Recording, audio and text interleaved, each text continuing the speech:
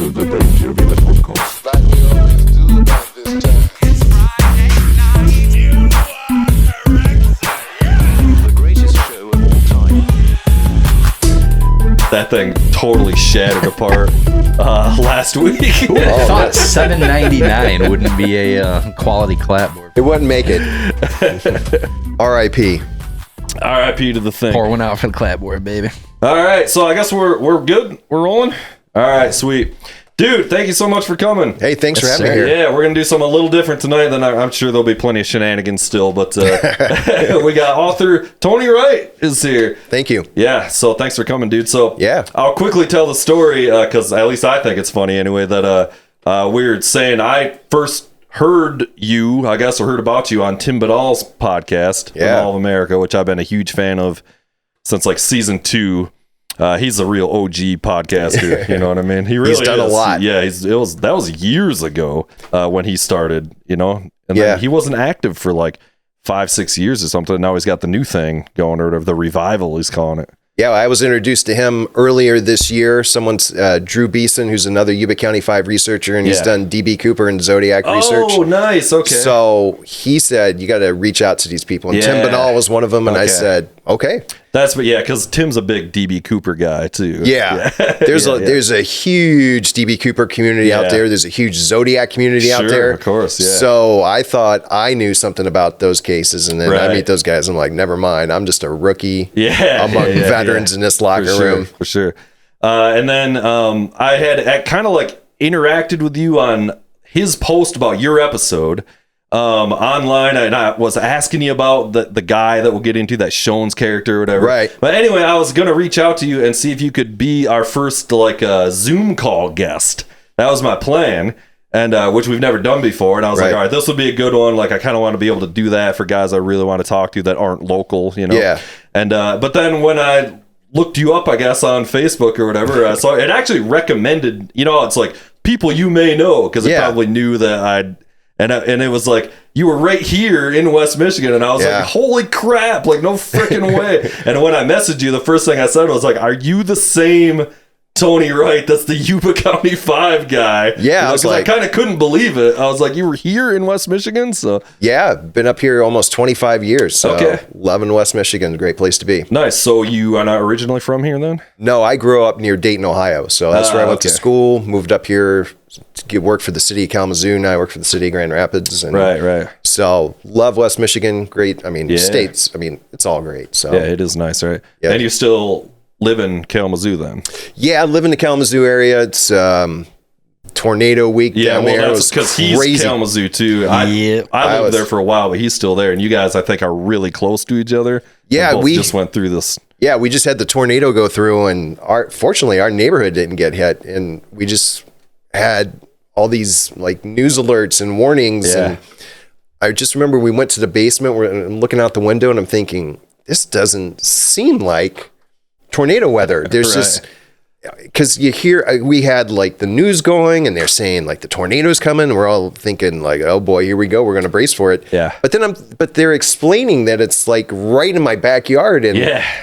and nothing happens. And I thought this was so strange. It's and weird. then my kids started getting messages, and my wife and I went online, and everything just started like coming in news-wise. I'm like, Yeah. oh my God, this went like, Did it Maybe do a the mo- like alert on your phones? Did you Yeah. guys get that thing? Did you get to boop boop boop? Oh, Or yeah. on the phone siren going off. everything was, I mean, it was just, everything was happening all at Yeah. once. And I'm thinking like, okay, this is for real. I didn't expect this today, Yeah. but it got serious very quickly. I was literally sitting there going, I'm not buying it. At first, I looked out the window and the sun was out, and we went downstairs, and because I had the CBS channel on my phone, and they're like, yeah, and right off of 94, and I'm thinking, oh, and they're explaining it like right down to the streets, and I'm thinking, okay, this is by me. Yeah. But I'm looking out the window thinking, but I don't see anything. This is so strange. But it was a mile south of me, and it went Yeah. like all the footage you see. I mean, it was just bananas. Yeah. Like what happened, and I'm very happy to hear like nobody died in that tornado. Okay. Yeah. Because it was like 1 mile away from being an EF3. Yeah. Damn, I was wondering if they had. Yeah. I think F2 they classified it Yeah. as. Yeah. It was crazy. Well, I was right yeah. over. I mean, I was probably 20 minutes away, or 20 minutes before it hit. Like I was at a flower shop over there just off of Center, a little bit over at Waddell's, if you happen to know where that's at. So I'm right there, which is kind of like right in that. That's wild. I was there today. Then I go to Meyer and then bought a bunch of food, which was subsequently I was there too. I got home. I went to Meyer. My wife had to come home with one of my daughters from gymnastics, and then all of a sudden the alerts go off as we both get home around the same time, and we're thinking, oh, this is weird. And yeah, that was just one heck of a day. Once all the news starts coming in, and then your friends start sharing like their posts photos, on Facebook, you're just saying like, wait, where is this? And then one of my daughters, her friends start saying like trees are down, stuff's really blowing around. This was crazy. And it was unbelievable. Yeah. When I looked it up, it was like it touched down at some intersection. I knew it was like right by his house. And my first thought was, fuck, now I'm going to have to get a new fucking co-host on my podcast.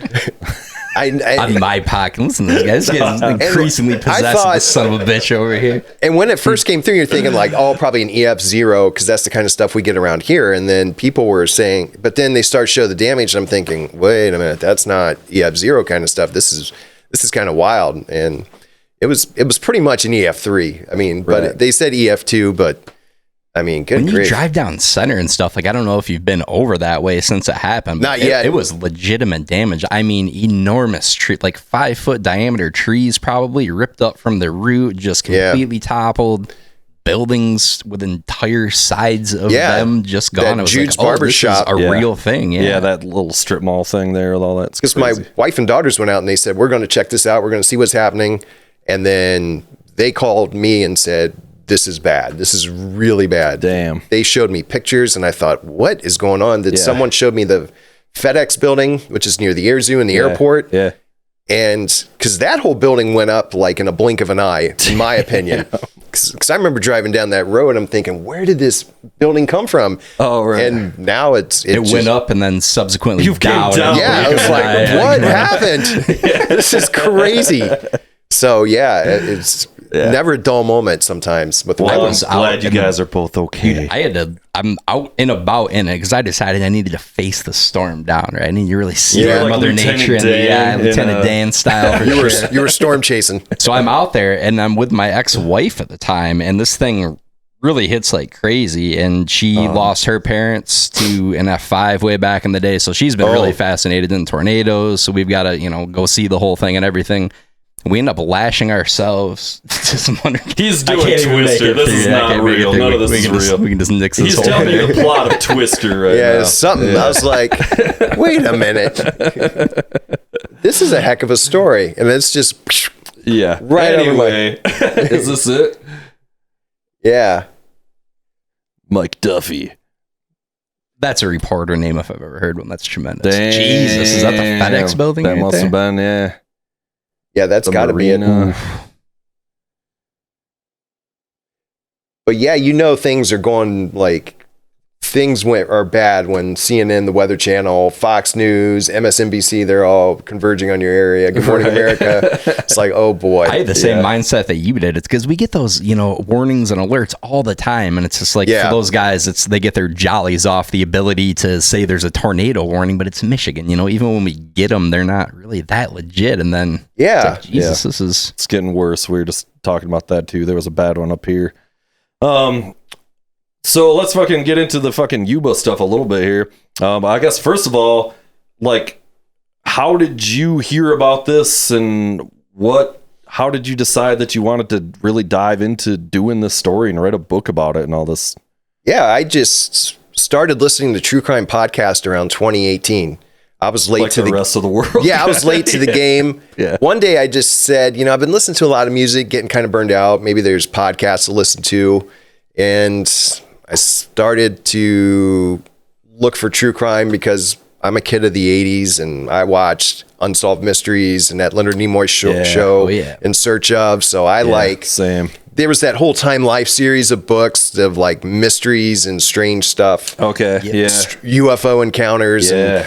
And X-Files, stuff I love X-Files my favorite. I love all that stuff. So for sure. When I started listening to True Crime Podcasts, they were sort of getting back into the bin of like the old Unsolved Mysteries episodes, but they're finding new stuff. And then this story comes up on a channel called Criminally Listed, and I'm thinking, ooh, this story is really, really odd. It's fascinating. It's really sad. But I've heard of this story, right? And I'm sitting there thinking for a moment. And once you watch a channel on YouTube, the algorithm says you want to watch this now. Yeah. And all of a sudden, all these other creators are doing these stories on the Yuba County Five. Yeah. And these articles are popping up. And I'm thinking, man, I've never heard this story before. Wow, this is like coming out of nowhere. And after a while, I said, you know what? There's a book on this on Amazon or at the library. I'll just go get it. I'll read it. I want to learn more. Yeah, you wanted more. And there's nothing. Right. So at the time, I'm working with part-time with a comic book company called Source Point Press. And I published some comic books and a graphic novel with them. And we're doing shows, and part of the deal working with them is you got to go to shows across the country to sell your comics. Right. So, like shows like where you got the booth and just a comic book convention. Yeah, convention, right. So one year I decided to go to this convention in Miami, and I'm sitting next to a guy, David Hayes, who was at the time doing sort of like criminal justice work, criminal psychology work. And I tell him, I want to write a book. This is the story. What do you think? He gives me his 2 cents. I tell him, like, I could go with this route. We could do this. We could do that. And this was July 2019. And by the end of 2019, I'm finishing up on some comic book projects I'm working on.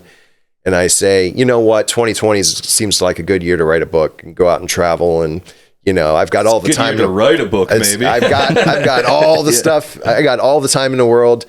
But I just said I'm writing a book. 2020 happens, but I meet the families. I talk to law enforcement, meet with, or actually talk to the lady that covered the case for the Washington Post, Cynthia Gorney. Okay. So I'm gathering all my information through 2020, and my wife and I were sitting outside one day. She's like, look, the pandemic's almost over. Are you going to go to California and research this case? And I said, that's the plan. I just don't know when's the best time to go. So officially, I went May 2021. I went to Yuba County, California. I went to the sheriff's department. They're like, look, here's the case files. They're all digitized. We've got you set up. Wow. They had this huge screen for me to look at. Damn. Whole setup. And they looked at me and said, were you going to go to the Plumas? And I said, yeah, I was going to drive up to see what happened. They're like, we'll take you up there and show you. So not only was I there doing research with the case files, I actually drove up to the Plumas. Right. And then once I started doing research on the case, you know, when I was in the sheriff's department, they said, anything you write down is fair game. You can keep it and use it for your book. But if you want to request the case file, we're going to redact a ton of information.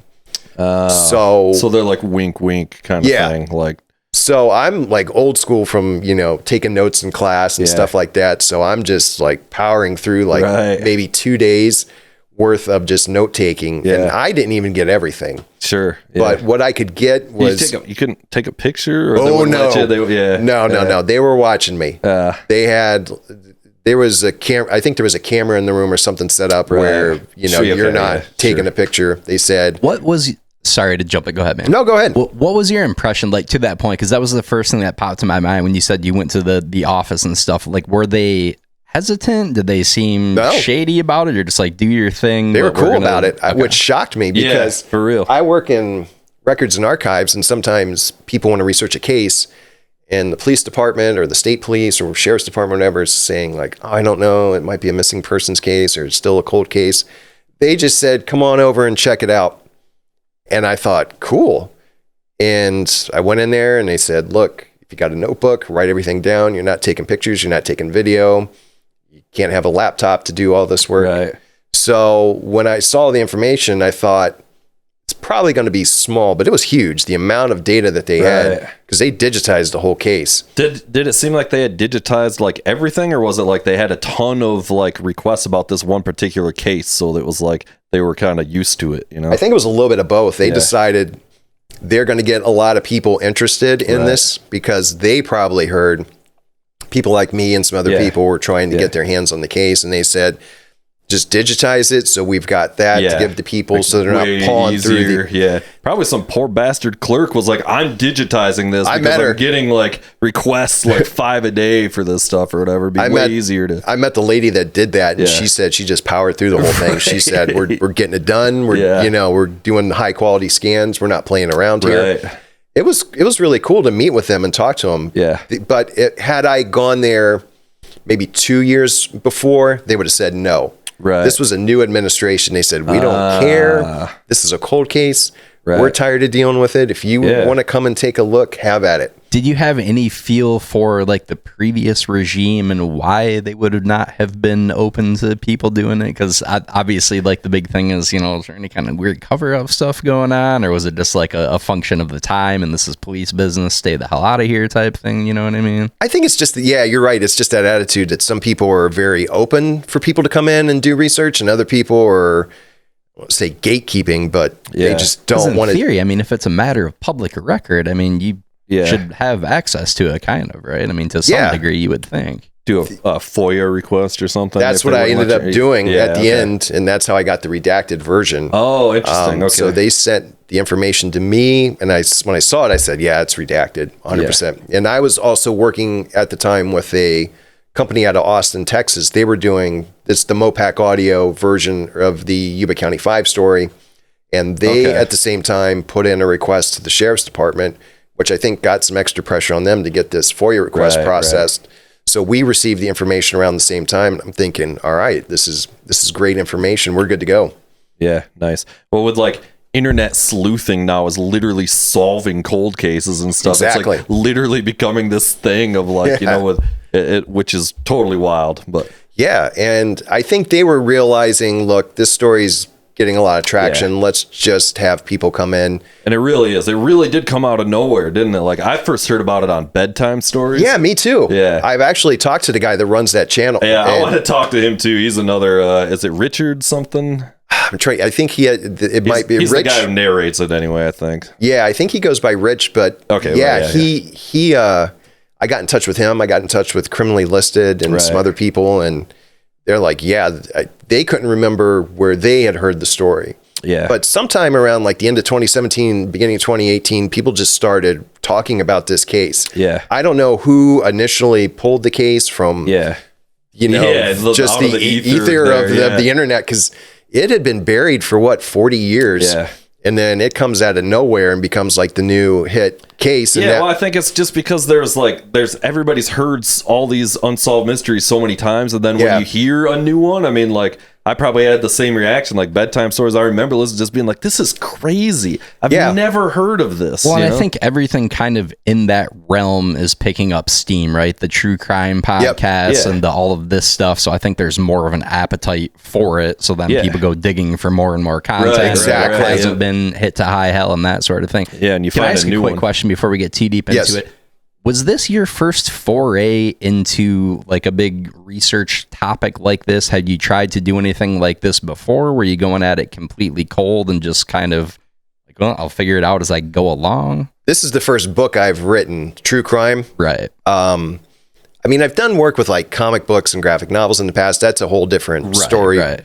But I have a liberal arts background, so it's like research paper, and it's like, oh God, not again. But I knew what to do with that, and then working in with like archives and records, I knew how to do a little bit of digging. That had to, I imagine, be pretty helpful. So you kind of have to reach into your bag of like magic tricks and things to do with researching cases. But no, this was the first time I wrote a book, and I thought, oh, this will be easy. This won't be too hard. And after a while, I'm like, oh my God, how much information is out there? Because I didn't think it would be as big of a book as it was, because right now it's like after it's been edited, it's 301 pages. It's a pretty hefty book. Yeah, and what I worried about at first was, man, how am I going to get 200 pages out of this book? Right. And the person that edited the book, she lives up here in Grand Rapids, and she says, look, I'm editing this book. There's some stuff you can take out of here. So there's actually some stuff we trimmed. And then the publisher looked at the book and said, there's some more stuff we could trim out of this book. Right. And I thought, oh my God, how big would that book have been? Like 300, I think it would have been 345 pages had they let me just do my thing. And they're like, Tony, trim this book. Still though, that's awesome. I mean, you could always do an extended edition later, or or I don't know, it could be Director's cut. Yeah, exactly. I mean, authors do that or whatever. You could put it out for free on the website or do something fun with that or something, so that information's there for the people that really would want to deep dive on it maybe or something like that. So yeah, this was like the first chance to write a book, and I thought, oh well, it's not going to be that tough, is it? And then I thought, oh man, because every time I would interview someone, another person would come out and say, hey, you've got to talk to this person too. And then if I'm talking to someone, they'll say, well, I know someone who you may want to talk to. So I have to like coordinate with a lot of these people. And most of them weren't really a few people weren't really web savvy or anything like that. So we're going old school. We're all going phone calls, right? Texting a few people, emailing some people. Because a lot of those folks are a little older now and whatever, right? So it's probably a little more analog, kind of like that. And then there's a few people I wanted to interview, and they were they're in hiding somewhere, and they're impossible to get in touch with. Right, I bet. How hard was it to, obviously the case files are one thing and noted records, all that good stuff, but how hard was it to try and discern fact from fiction from something this long ago and with a ton of lore about it? I mean, were you ping-ponging around and trying to sift through the bullshit, so to speak? Yeah. That's exactly what it was, because with this story, there's a lot of information. Some of it's town gossip. Some of it's been misconstrued over the years. Some of it is, we've got the factual information, but then you've got what law enforcement's saying, what the families are saying, what the press is saying. Then you've got all the rumors around town, what happened that night. And there's a big rumor what happened, but then there's sort of these, I don't want to say sub rumors, but almost something like that where you go, okay, this is even more confusing. So what I had to learn to do was figure out, if I put this in a book, what am I really publishing? Is it rumors? Is it truth? Yeah. Is it just complete nonsense? Because sometimes you would hear things and you'd go, I don't think that happened. But you don't want to say that to the person that told you the information, because you don't want to be, because you've kind of earned people's trust and respect. And there's been a few things where I've gone, I don't know if that's really what happened, or I'm going to have to maybe just put that to the side and come back to it and determine if it's legit. And I've talked to a lot of other Yuba County Five researchers, and they're of the same opinion. We've got all these avenues we can go down. Yeah. How much of it is truth and how much of it is just speculation and rumor? And I think anytime you get into a situation like that where there's no, okay, here's the resolution, it's not cut and dry. Yeah. It's human nature, right? You start to fill in the gaps, and then it becomes a game of telephone, and this person says this thing, and then fiction becomes fact because so many people start to collectively kind of hover around and catalyze around a certain idea or theory or whatever. That's kind of what I was gonna say too, is that also a lot of the players that were actually involved in this directly are gone now, or, so it's now the kids, or it's now the new police that took over or whatever, so it's they're all dealing with their own filters of what they had heard and whatever. Because all the parents had passed away. The last parent to pass away was Jackie Huett's dad. Okay. And that was actually 2018. So someone the podcast Mopac Audio got in touch with him just in time to do. Is that I've listened to quite a few podcasts on it. Which one is that? Is that the one with the blue cover? Yep. It has it has a car on it. It has the car. It's kind of not unlike this cover. Although it's a little more cartoony or something. Yep. Yeah. And what's her name? Shannon McGarvey. Yes. Okay. That's the one I'm thinking of. Yeah. They did a big podcast on the Long Island. That was a great production, and you were on that quite a bit. Yeah. They got in touch with me. When I first started with the case, I started to hear other people were doing things. Mm-hmm. And someone said, well, what about the people from Austin? Aren't you talking to them? And I said, who are you talking about right now? And someone said, look, there's a group from Austin, Texas. They want to do a documentary, but they're thinking podcast now. You should definitely touch base with them. So the first person I talked to was a guy by the name of Chris Moss. And I think he does work with Deadliest Catch and some other shows like that. Okay, cool. I love And that he show. said, then he's like, let me pass you on to someone else. And I talked to him, and he's like, let us pass you on to Shannon. Yeah. And so when I started talking to Shannon, she said, I'm, doing all the work on the podcast, and Right. we're making it happen, and I'll interview you. And I said, great. And whatever information you've got, I'll share with you. And whatever information I've got, I'll let you see. And so that's awesome that it's kind of a little bit more of a community like that, and nobody's like hoarding their no. But then stuff or someone's like, oh, and there's the other book that's coming out. And I thought, what other book? And they said, well, there's a guy, Drew Beeson, he's writing a book. Okay. And I talked to him, and I said, 2 books is fine with me. Yeah, well, I mean, it is one of those things. Everybody's doing what you did, or what is this crazy case? Like there's no book, and like it's an opportunity, but it's also like this needs to be written. Like There's a couple other books out there about the case. There was one that's just called like Yuba County 5, but it seems to be this lady just took all the newspaper.com articles and made a book out of it. And I thought, I'm like, that's not how we make a book. Yeah. And then there was someone who made a story called, there's Drew's book, Out of Bounds. Okay. Drew didn't have a chance to get to the case files, but he's the one that really touched base with some of the family members that hadn't been interviewed by law enforcement. And then he's the one that found Joseph Schones' neighbor. Oh, okay. So look at this cool picture of the basketball. I haven't seen them actually playing basketball. Yeah, though that was that's not them though. Oh, that sucks. That's stock they footage. Found a cool old That's a picture of the Harlem Globetrotters from 1958. Yeah, I took a look at that and I said, oh, he found a picture, but it's just I think just some sort of stock basketball. Okay. Yeah, come on, Drew. What are you doing, man? Yeah, he got my hopes up too, and I said, wait a minute, I don't think that's. I think he said that's not them, because if there was a picture of these guys playing basketball, I would have wanted it, and that would have been. That's like the holy grail. It's like basketball pictures and their uniform that they had. Oh yeah, really? That's nobody's seen the uniform. Don't know. Interesting, because they talk about, and not to get too far into it, but they're like they had them laid out on their beds, and the families didn't still have these things. No, I think some of the things are probably packed up in storage, or they somehow got sent to Goodwill or something like that. Yeah, you got to think a lot of it was submitted for evidence too, right? And who the hell knows if that stuff comes back out? and how much they give back versus what they're trying to. And I wasn't allowed to look at any of the evidence, so I don't know what's in there. Interesting. Probably not a lot, honestly. If you're a family member, you can definitely see the evidence. But me, no. They told me that right off the FOIA request. They're like, you're not seeing any of that. This back then it was an entirely different world too, right? And now you're collecting every single piece of everything. Yeah. Can we get DNA off of this? Can we get XYZ off of this? When back in the day, I'm sure it was a lot more like fingerprint, blood type.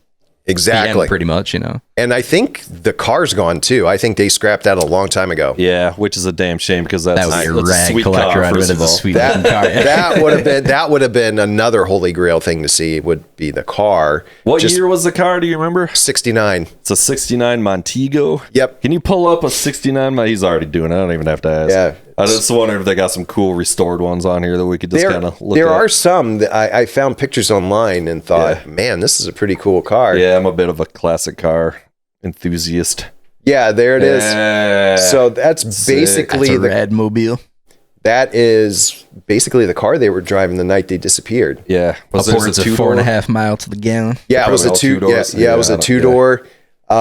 Those giant seats in the back. That's basically like that couch you got there. I mean, it's basically what was in the back. And I don't know if it had bucket seats in the front or if it had the sort of the bench seat up front. Yeah, I think that's what it had, if I'm not mistaken. It did. It had the bench seat up front.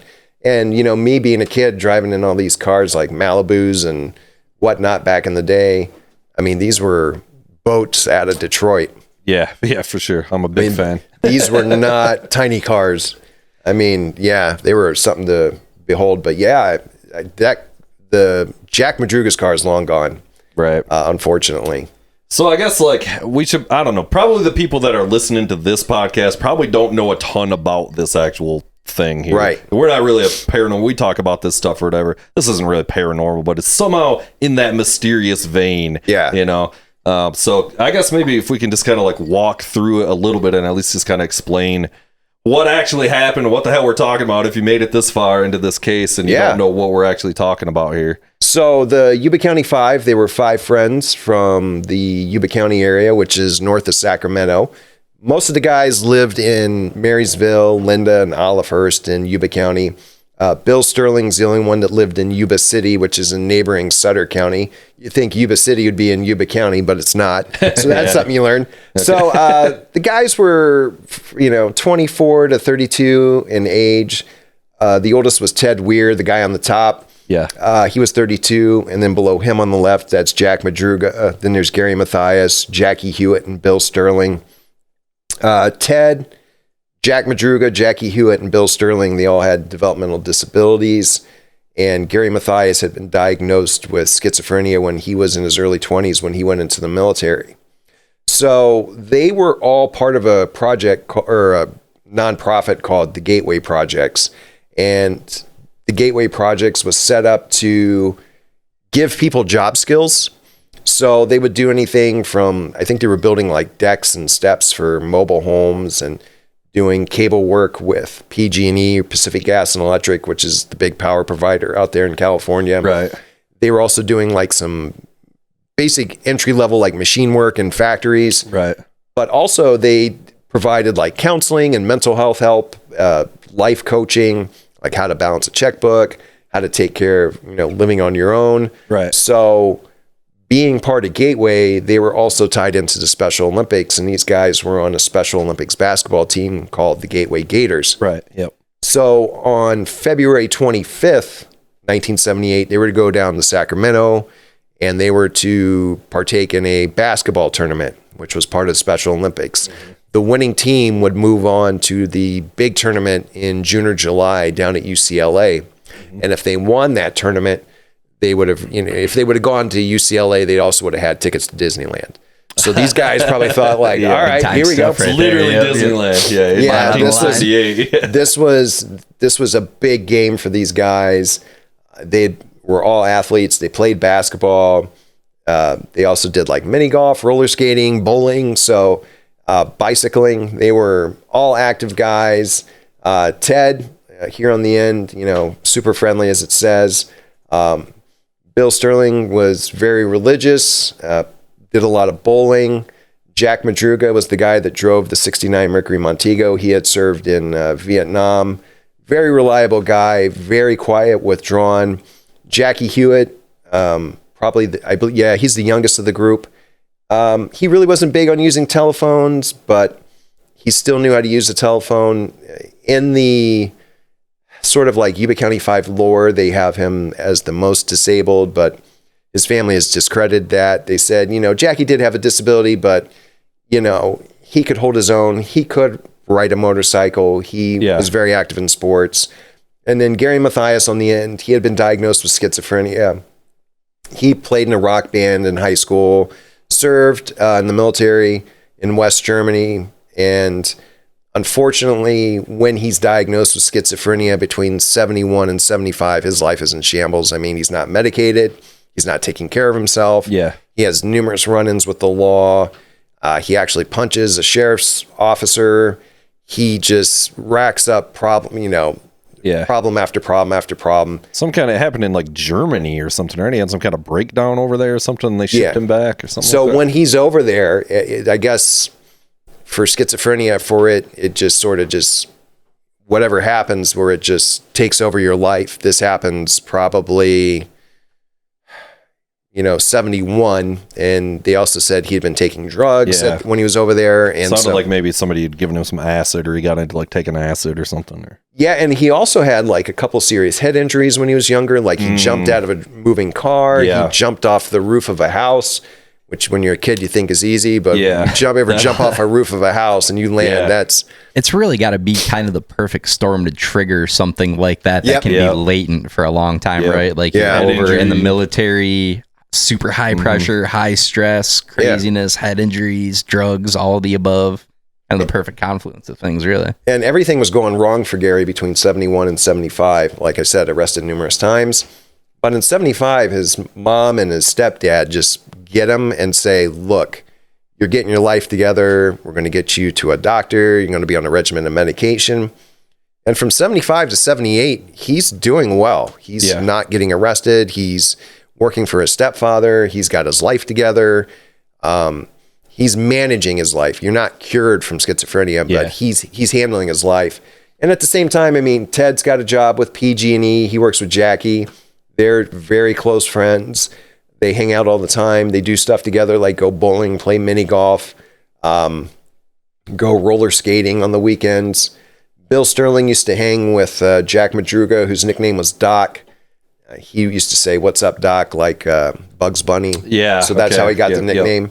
So all these guys knew each other. Like Ted and Gary were neighbors, so they lived on the same street. Oh, okay. That So- I didn't know. So they all, were friends, and they would do stuff together. They'd go out of town.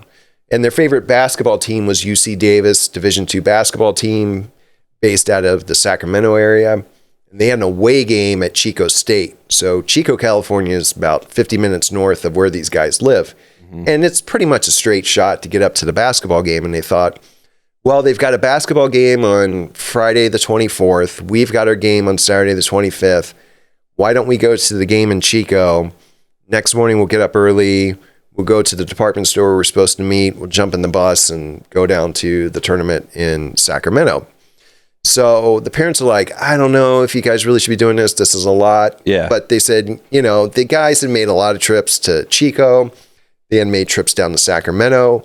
Like on the 23rd, Thursday, they actually went down to Sacramento to do basketball practice. Because they usually would practice in Yuba City, but the school said, hey, we got something going on that night. You guys can't be here. Can you go somewhere else? And they said, fine. And the only school they could find was down in Sacramento that would let them use their gymnasium. Okay. So they had like no history of getting lost. Yeah. Jack Madruga was a reliable driver. Right. They could get from point A to point B, no problem. And they said, fine, you guys want to go to the basketball game? Go to the basketball game. So they left Yuba City and then Jack Madruga and Bill Sterling left Yuba City, filled up the tank at Bill Sterling's parents' gas station that they owned, drove across town, picked up Jackie, Ted, and Gary, and then drove up to Chico. So they go to the game. They watch UC Davis beat Chico State. It's a pretty close game, but UC Davis pulls through in the end. They decide, well, we just saw this game. There's a convenience store down the road. We'll go down there, get some stuff to eat, and then drive home. So they get in the convenience store and they buy like tons of junk food, like Hostess pies, candy bars, cakes, and they get pop and milk and jump in the car. And all they have to do is get on there's Bears Market where they went, which is about a mile from the gymnasium. So they probably jumped in the car, parked over there. They got in there at closing time. The lady that was working at the store was like super annoyed because they just walked in at closing time. And as someone who spent, I spent 10 years in the restaurant business. You see someone walking in last minute, you're like, come on. It's the kiss of death. I know. Like No Friday more hated night. human beings on the planet than the people that walk in 10 minutes before you close. Yeah, that's rough. Or even like, it's rough. But they went in, they bought their stuff, they got in the car, and then they just vanished. Yeah. And that's why that lady probably remembers seeing them, though, right? Because, it was like these guys were definitely here. Well, what surprised her when they went in, and when she talked to law enforcement, she said they bought all this junk food. She thought, I thought this was crazy for guys their age to buy, all this junk food. And people that knew the guys, said, for the most part, like Ted and Jackie and Bill, they were probably like teenagers in their minds. Yeah. And, Gary being in his early 20s, he was, he was dealing with schizophrenia, but, he was medicated and he was doing fine. And then Jack was just a quiet, introverted guy. Yeah. And his family thought he could be on the autism spectrum today, maybe something like Asperger's or something like that. Sure. But they said, he's a nice guy, really quiet, really smart, very reliable guy. So all they had to do was take one of two highways home because they all sort of converge in Chico. Yeah. So there's 99 that would have taken them into Yuba City, 70 that would have taken them right back to the Marysville area. So it's just one of two highways, but they don't come home. Yeah. And the parents are up late at night thinking, they're not home. Why aren't they home? And around 5 a.m., there's phone calls between the parents saying, like, where are they? What happened? And so they try calling the Yuba County Sheriff's Department at 8 o'clock in the morning on February 25th.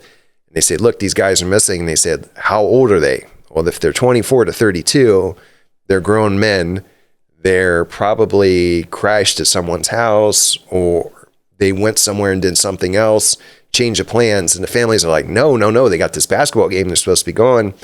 And also they get you need 24 hours to make this call. Yeah. So the families are looking around, and there's absolutely nothing that they can find. They're searching the highways. Did the car break down? But they were surprised about it because they thought, well, if the car breaks down, they'd walk to a payphone, because these guys could walk anywhere and everywhere if needed. Yeah. And that's no problem. I remember hearing that some of them would walk miles, different places. 100 miles or 200 miles or something. Yeah, Gary Mathias, like he when he was unmedicated, he had a grandma that lived outside of Portland. And whatever happened was Gary started, I don't know what happened, but he decided, I'm done in Portland. I'm going back to California. Yeah. He walked 500 miles. That's right. 500. Just crazy. And he survived eating like dog food, cat food, stealing milk from porches. I mean, unbelievable. But these guys, well, if their car breaks down, they'll just walk to a payphone. Yeah. And as you can see on the map, I mean, Chico's there, and you've got the two highways running parallel to each other, 99 and 70. But by February 28th, which is a Tuesday, they find the cars abandoned up in the Plumas National Forest. Which so this is like 4 days later. Yeah, they're like, finally they get through to the sheriff's department on the 25th at around 8 p.m. and say, look, we've been doing this all day. We're getting nowhere. Yeah. You need to step up and help us. And they said, fine, we'll take a report. We'll do what's called a be on the lookout or a BOLO. Yeah.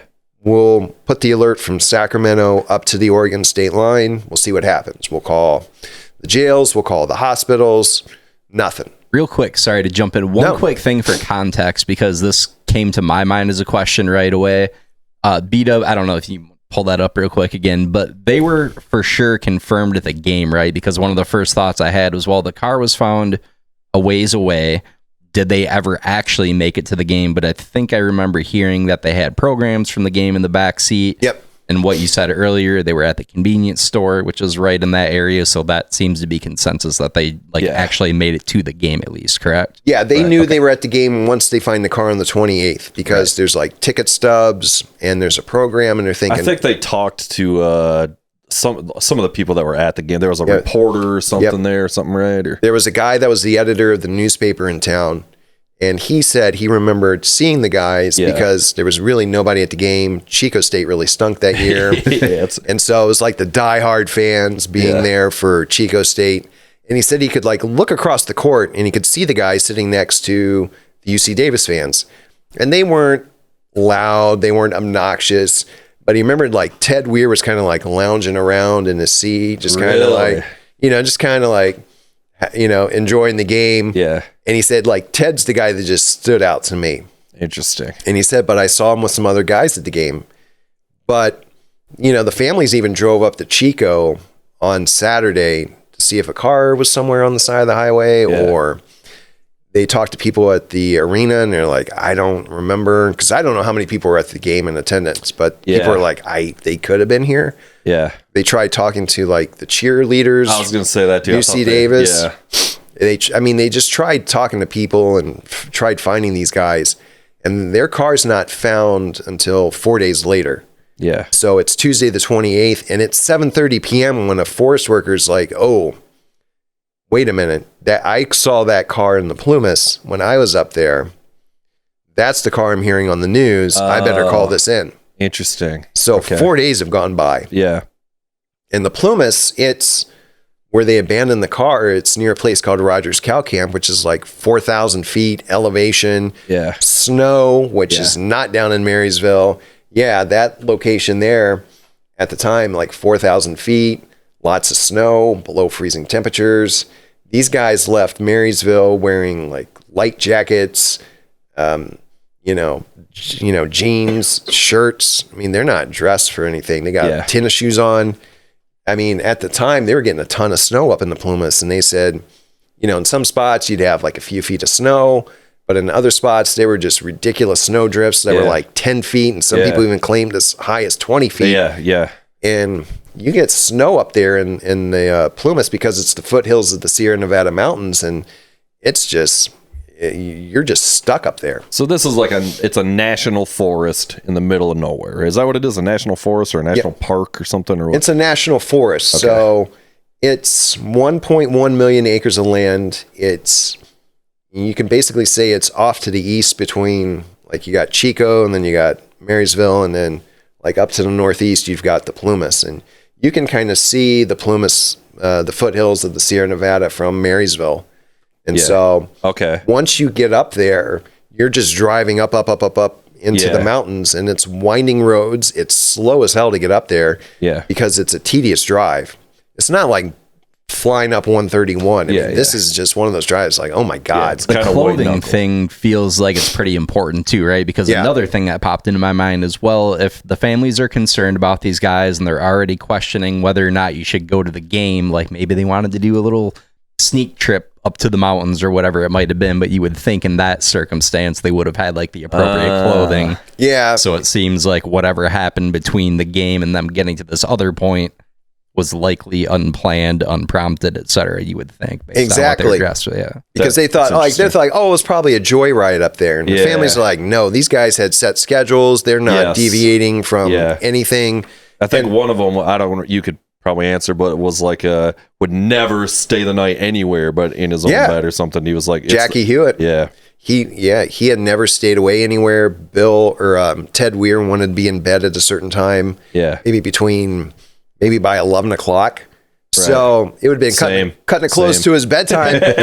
And you're not doing that. And also they didn't care for the snow. They didn't care for the cold. They didn't care for the mountains. Yeah.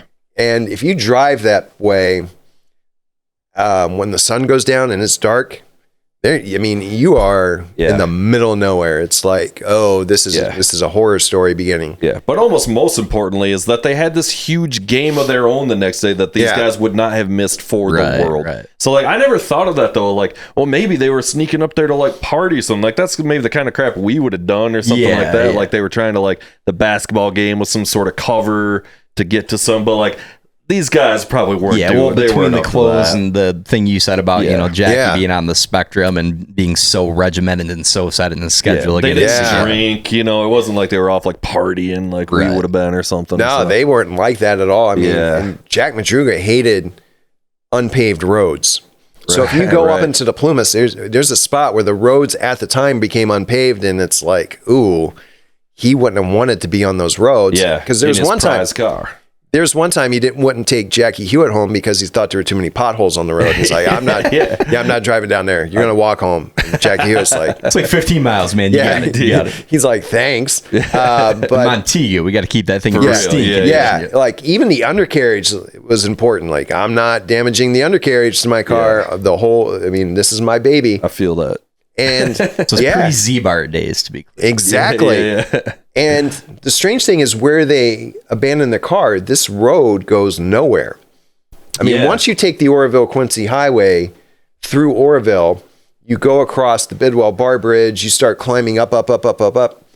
And this road where they abandoned the car, I mean, it doesn't go anywhere. Where does it actually go? Does it dead end? Or does it like it just goes up and as far as it can and just kind of dead ends up there somewhere? Yeah, one guy I talked to that lived up in the area said like some of these are probably old logging roads because it's a national forest. You can do logging up there. Yeah. And it's also places where you can go hunting in the national forest. Right. So since that's permitted, it's probably places where people can go to, ski or hunt or some people live off these roads, but not in this area because it's kind of almost getting to like the no man's land point of this area. Because there's some houses up there and you're like, man, you guys are like... It's like legit mountain man kind of thing. You are off the grid. Well, and maybe worth noting too, and correct me if I'm wrong here, please, obviously, but this was kind of an area, I think, where there was some sketchy business going on. Oh, yes. And this is like pre-legalization of marijuana and all that, and I think there was like a fair amount of grow operations and things going on in this general area too, correct? Yeah, I talked to a guy that lived up there, and he said if you wanted to make $20,000 to $120,000 at that time, you could just grow marijuana. Yeah, and you would have to hope that planes weren't flying over the sheriff's department and someone wasn't snitching on you. So for what it's worth, like a fair amount of people kind of running afoul of the law in this general vicinity. It was kind of a Wild West up there. And also like there was someone I talked to said Hell's Angels had a meth lab up there. Right. And so that was a point of contention with some people because they thought that was like, they were pouring all the chemicals into the ground. That was getting into their water. And it was like, nah, that's not cool. We're not dealing with that. Like we'll grow a pot. And one guy, he said he lived up there, like groups would try to come up and steal their stuff and run off with it. Yeah. So not only did you have the police to worry about, but other people were like rip-off artists who'd come up, steal your plants, they'd put it in the car and just drive off. Even the towns they were from were like really in a bad shape at that time. I think one of the things I was hearing is the crime rate was super high. Yeah. It was just very poor, which, just creates. Well, it's all one and the same, really, right? Yeah, There's no economic situation up there. Nope. So So then it's you're just- led to doing illegal things to make money. And with that comes shady characters. And Yeah, they're saying like there was a series of like murders up there during the late 70s, early 80s. for sure. Tied to drugs. Yep. So, and people that lived up there or kind of took drives up there, one guy I talked to said, man, one day I was riding a motorcycle up there and I decided to take this like side road just to, because it was a scenic route. Yeah. And all of a sudden this truck is kind of parked, sideways. Yeah. It's like one of those like Walking Dead scenes. Yeah. Guys just standing outside of a truck with a gun. He's like, what are you doing? Right. It's like, I'm just riding my motorcycle. He's like, well, you're going to go back the other way and you're not coming any further. He's like, yeah. Okay. Yes, I am. Yes, sir. Yes, I am turning around. I saw nothing up here. Yeah. And that's Damn. the thing. Like Northern California is like way different than For sure. SoCal Yeah, for or sure. even the Yeah. Bay Area. Yeah. Southern California, more laid back, ritzy. Northern California, that's way different. Right. I mean, that's just mountain people. Yeah. A lot of people who, they came to California like in the 1850s to get gold. And then you have a lot of Okies who came in during like the 20s and 30s during the Great Depression. And it's just a different world. up there. deliverance type situation up there if you get down to it. Yeah. There's just people. One guy said it's just a bunch of people who just want to drink and fight. I mean, they said, you go up there, that it is what it is.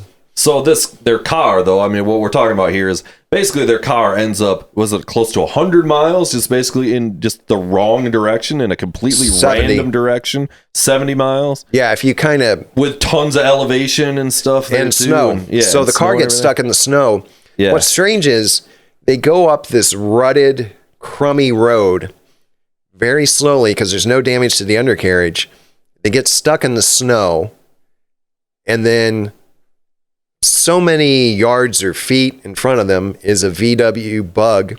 Yeah. A guy named Joseph Schones had got his car stuck on the same road. Okay. He had a heart attack earlier, Yeah. and then he sees these guys, and according to whatever story you hear from him, he's like, hey, help me, I had a heart attack. And So then this is one thing that is confusing to me. There's obviously a ton of confusing stuff about this Schones character. Right. But, like, it always made it sound to me like they had passed him somehow or something, but that's not the case. You're saying No. his car, okay. his car was up here. They pull up, Okay. stop at some point, and Would they have not been able to get around him? Because we're talking about No, basically it's a like very two narrow tracks road, here, yeah. No, more or less, right? Like, seeing the road, I mean, it's still unpaved. It's just Okay. dirt road. yeah. And it's got to be rutted. And so I don't know how much of it was snow covered and there was mud too. Yeah.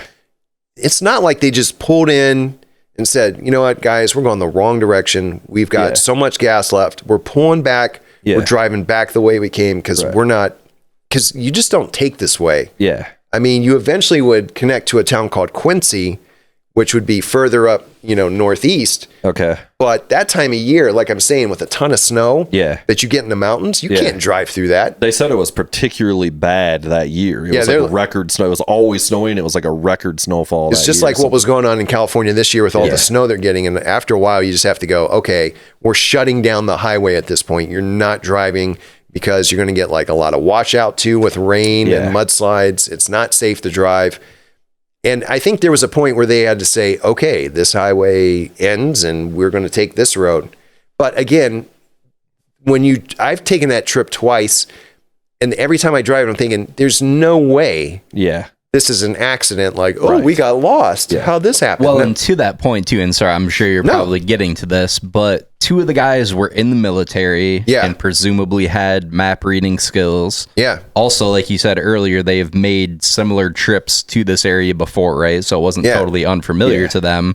And then I think I remember hearing one of the guys was kind of obsessed with like map collection and map reading was Yeah. a hobby of his, right? So Yeah. that was a big thing was, well, did these guys just get lost up there? And of course it gets tagged on to the, mental challenge thing, and they just got lost and it was wayward and an unfortunate accident. But Yeah. these guys seemingly would have had the tools to not have gotten lost in the first place, right? Yeah. Yeah, and that's what sort of the bias of the case is. If you Yeah. have 4 people, because at the time they're saying they're handicapped, and then of course they're bringing in other words that are not at all used today. Yeah. And so it's like, well, these guys have disabilities, they're stupid, and they got lost. Yeah.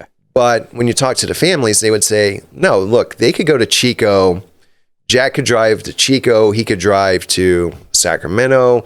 He had a plan to drive down to Fresno, California. Yeah. I mean, he knew where to go and how to get home. He had no problem being he was a reliable driver. He had no problem with finding his way home. Bill Sterling was the guy that loved maps, and he kept his maps in Madruga's car, and he would mark places on a map to go, like Sacramento, because he's like, hey, this is a mini golf course we got to check out. Or I think they marked like gas stations or other places where they could hang out, like movie theaters or something, and just These say, guys sound really fun, by the way. yeah, I mean, It sounds awesome. These guys are doing John life Roberts, right like for sure. Saturday- you go playing mini golf, like this rules. yeah, I mean, Saturday was bowling, Yeah. mini golf was one day. They had basketball practice. I mean, they had stuff to do. Yeah. They were happening dudes. Yeah. And they weren't doing anything foolishly. They would, Yeah. take these trips. And this so- is essentially the crux of this mystery is what the hell were these guys doing here? That's what nobody can really figure out. yeah, and at you the end have of the to day. exit the highway to get into Oroville. So Okay. more than likely they were on Highway 70, and Highway 70 you have to exit into Oroville. Well, they probably mistook the exit for the highway. If you see you're in Oroville, like, okay, well, we just got to get back on the highway. So like you have to like exit and then you're like kind of in town and there's a couple more turns and stuff before you get on this road. Yeah, so it's not just like they didn't just pull off one road and make one wrong turn and go Yeah. up the thing. Because that's a really interesting thing that I don't think it's been made super clear to me listening to this. It's like, no, Yeah. you gotta like make some turns. yeah, you're Okay. you're definitely going through town. It's not a straight shot. Then you Interesting. get past this reservoir, Lake Oroville, with Yeah. this huge Is that bridge. the bridge? Okay. Yeah, the Bidwell Bar Bridge, which curves over the lake. And I think anyone in that Yeah. car Yeah. would have known, oh, this is the Bidwell Bar Bridge. Yeah, they would have known what this was. Like, This is not some- why are we It's a pretty here? substantial landmark. Yeah, Right, even Jack Madruga would have, he grew up in that area, and he Yeah. would have said, oh, this is the Bidwell. This was not something these guys would never have seen or heard of before or whatever. No, and then Yeah. you start to see pine trees, you start to see Yeah. like rocky formations on the side of the road, and there's snow, the temperature's dropping, your ears are going to pop if you go up that way because Yeah. you're climbing up an elevation. And so, You're driving over it in the Netflix thing, right? Mm-hmm. Is that, yeah. I remember you talking about it, and it is like it's a fucking bridge. Like it's Yeah. it's not just like a little bridge. It's like this huge thing that this lake Yeah. is huge. I mean, it's not as cool as riding the Mackinac Bridge, but it's one of those bridges it's like not- you're on Yeah, it. it's a like like you're looking- substantial bridge that Right. you're Yeah. on for a while. It's no joke. Yeah. Crossing that. And there's even these little cutouts in the side of the road where you can turn around if you want to do a U-turn and get the heck out of there. yeah. And then as you go up, there are homes, there are Yeah. businesses. There was a fire station. So there's places that you could theoretically stop and knock on a door Yeah. if in an emergency or something. I mean, it just didn't make any sense. And I drove that way with the Netflix crew because Yeah. they said, "Do you know the way up there?" And I said, "Yeah, we're gonna be driving." You called your cop buddies. They're like giving you the escort again up there. Actually, we went without the police this time, Okay, so it was joking. just. But I would have been nice if it was, because you get up there. It was late at night. It wasn't late at Yeah. night, but it was at a time where you're like, "Man, it's dark, Yeah. and it's just us." Right. And so, I mean, there's kind some, of get the feeling what maybe they were thinking or something in a way, making that drive. yeah, Like there's some that. characters up here, and it's like, Yeah. and you could just tell, like, stop, turn around, go home. Yeah. Because even the Netflix crew is like, these guys didn't get lost. Yeah. There's no way. So, okay, so they run into, apparently, this Schones character is up there, or at least that's what he says. Or, I mean, it's we know for sure his car was up there because they go get the car later and stuff like that. Part's not like a lie. Like, he was definitely there. Yeah. And the car was there, right? But him being there doesn't make any sense. Yeah. So go ahead into his whole thing as he gives this whole story about seeing these guys and he has this heart attack and whatever. And what's Schones' whole thing? So Schones lives south of where the car is abandoned in a place called Berry Creek. So it's probably 15, 20 miles away, maybe, give or take. But he drives north up to Rogers Cow Camp. And earlier in the day, he had stopped at a place to drink some beer. And then he stops at another place called Mountain House, which they would have passed to get to Rogers Cow Camp to drink more beer. And that was his thing, drinking beer and getting his car stuck. So Schones is this guy who's known as the town drunk. He's telling tall tales. He's basically the town liar. And he's just a huge pain in the neck for everybody in that area. He's got his wife up there. He's got a daughter up there. And he gets beer, leaves Mountain House, gets in his car and drives north instead of south. And the lady that's serving the beer goes, why is he going that way? So she sees this happen. He makes this turn. She's like, why is he going up there? He's going to get stuck. No one's up there. Yeah. This is no man's land. This is a huge mistake. Like, this guy is an idiot. What is he doing? Right. And I talked to a guy that was his neighbor, and he said Schones would get stuck, and we'd have to tow him out all the time. In his little Volkswagen. Yeah. And so people were like, you don't go up that way that time of year. Yeah. There's nobody up there. There's snow. The conditions aren't great. If you get stuck, you're going to be lucky if someone finds you.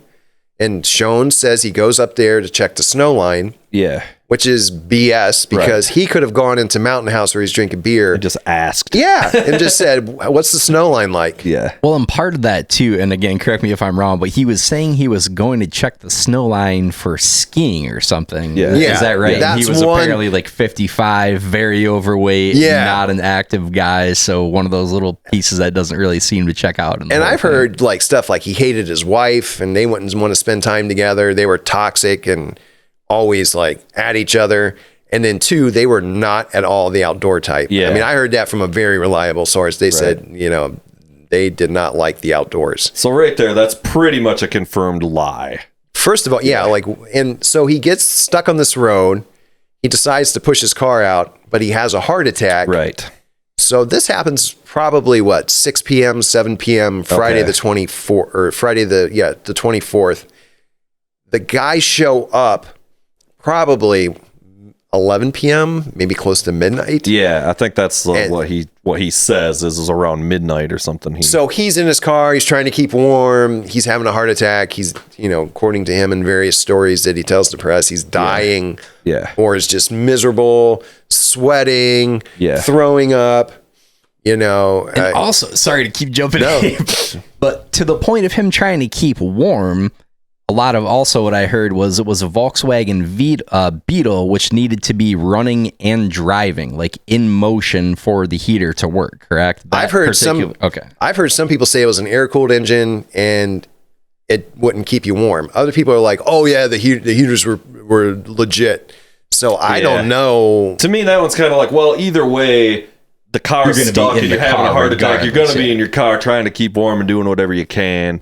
Yeah, but it's still kind of crazy, Midnight rolls around, and according to his story, their car pulls up, and he later tells someone that a pickup truck pulls up behind what will be Jack Madruga's car. Yeah. Now, there's a few stories here. One story, the guys get out of the car, go to the pickup truck goes away. Another story, the car pulls up, the guys get out of the car, they run into the woods for no reason. Yep. Another story, they walk up towards his car and then vanish. Yeah. He hears some weird whistling sounds or something. He says at some point. He claims he hears whistling, like someone's whistling for a dog. Yeah. But when earlier when he's at that bar drinking beer, he's constantly talking about dogs biting people. So weird. And then did they find, was this confirmed that they found a bunch of dog shit up there or something? Yeah. Well, he said that he was having like diarrhea or something and he was throwing up. So the only place to go was near the car. Oh, so then this guy the next day was like, I didn't see any vomit, and it looked like a dog had, taken a big dump next to the car. Weird. Okay, so but all of these stories are this Schones guy's stories. Yeah, basically. And so what he says is the guys disappear. He gets back in his car. He's knocking on death's door.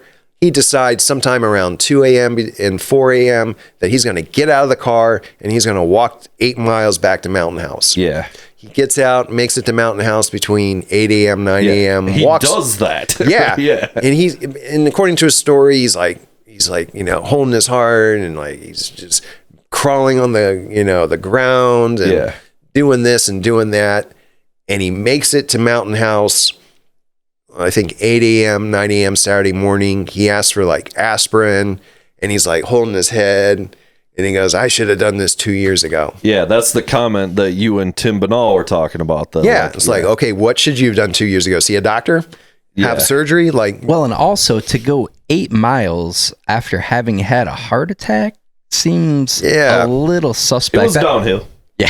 Yeah, but the thing is, there's all this snow and the temperature that night, I think the high was 29 degrees. Yeah. You're telling me, a group of Midwesterners were walking 8 miles. Hell and Schones isn't dressed. The mail. Yeah. Schones, I mean, you take out the trash and it's like late February and you're like, man, I don't want to be out here. But yeah, I mean, to walk, you're in a high elevation, snow, having a heart attack.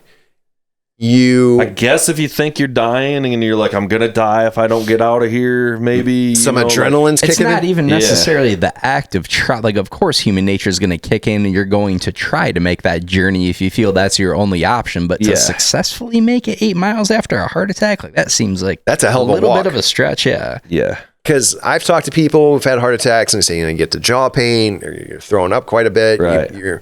You just feel like defeated.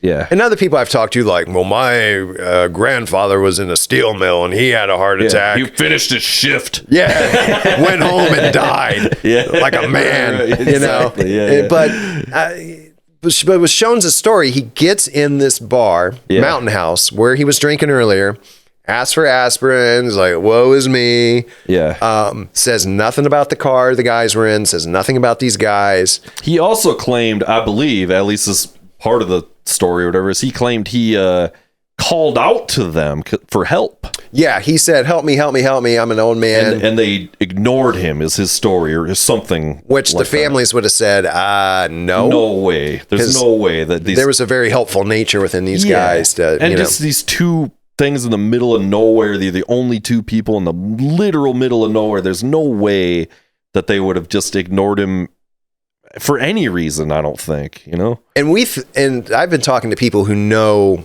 the case, and they've said, I bet you these guys pull up to this road for whatever reason, whatever brought them up there, and Schones comes out screaming, yelling, cussing, and they're probably like, what the hell? And they just get out of there. Probably think like something like, what the hell was this dude doing? Like, what happened? Right. Because he's like, you're in the middle of nowhere. Yeah. It's pitch black out that woods. Yeah. And they were like, well, the sun, the moon was out. It was like almost a full moon, and it was reflecting off the snow, and you have some light, but it's like, that's okay. That's good and dandy. Yeah. But it's not complete sunlight out there.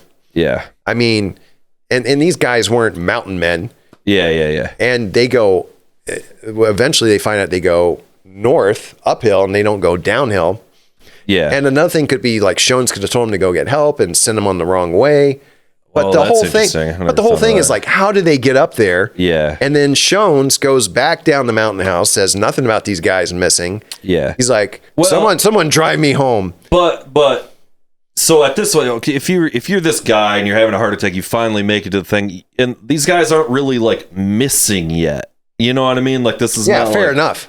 You know, so it might be a thing where he's just kind of like not even thinking Not about enough it. to arouse suspicion at that he point. just Yeah, thought it's just he dudes saw out some in the woods, randos like, up I there. was He a dude doesn't out know in the those guys woods. disappeared yet. you Yeah. know, So he has someone drive him home, and it's this guy and his girlfriend, and he's like complaining the entire time. He's a backseat driver, and he's like, "Yeah, this truck followed me real close up that road, and that's why I got stuck." And they're like, "What? What are you talking about?"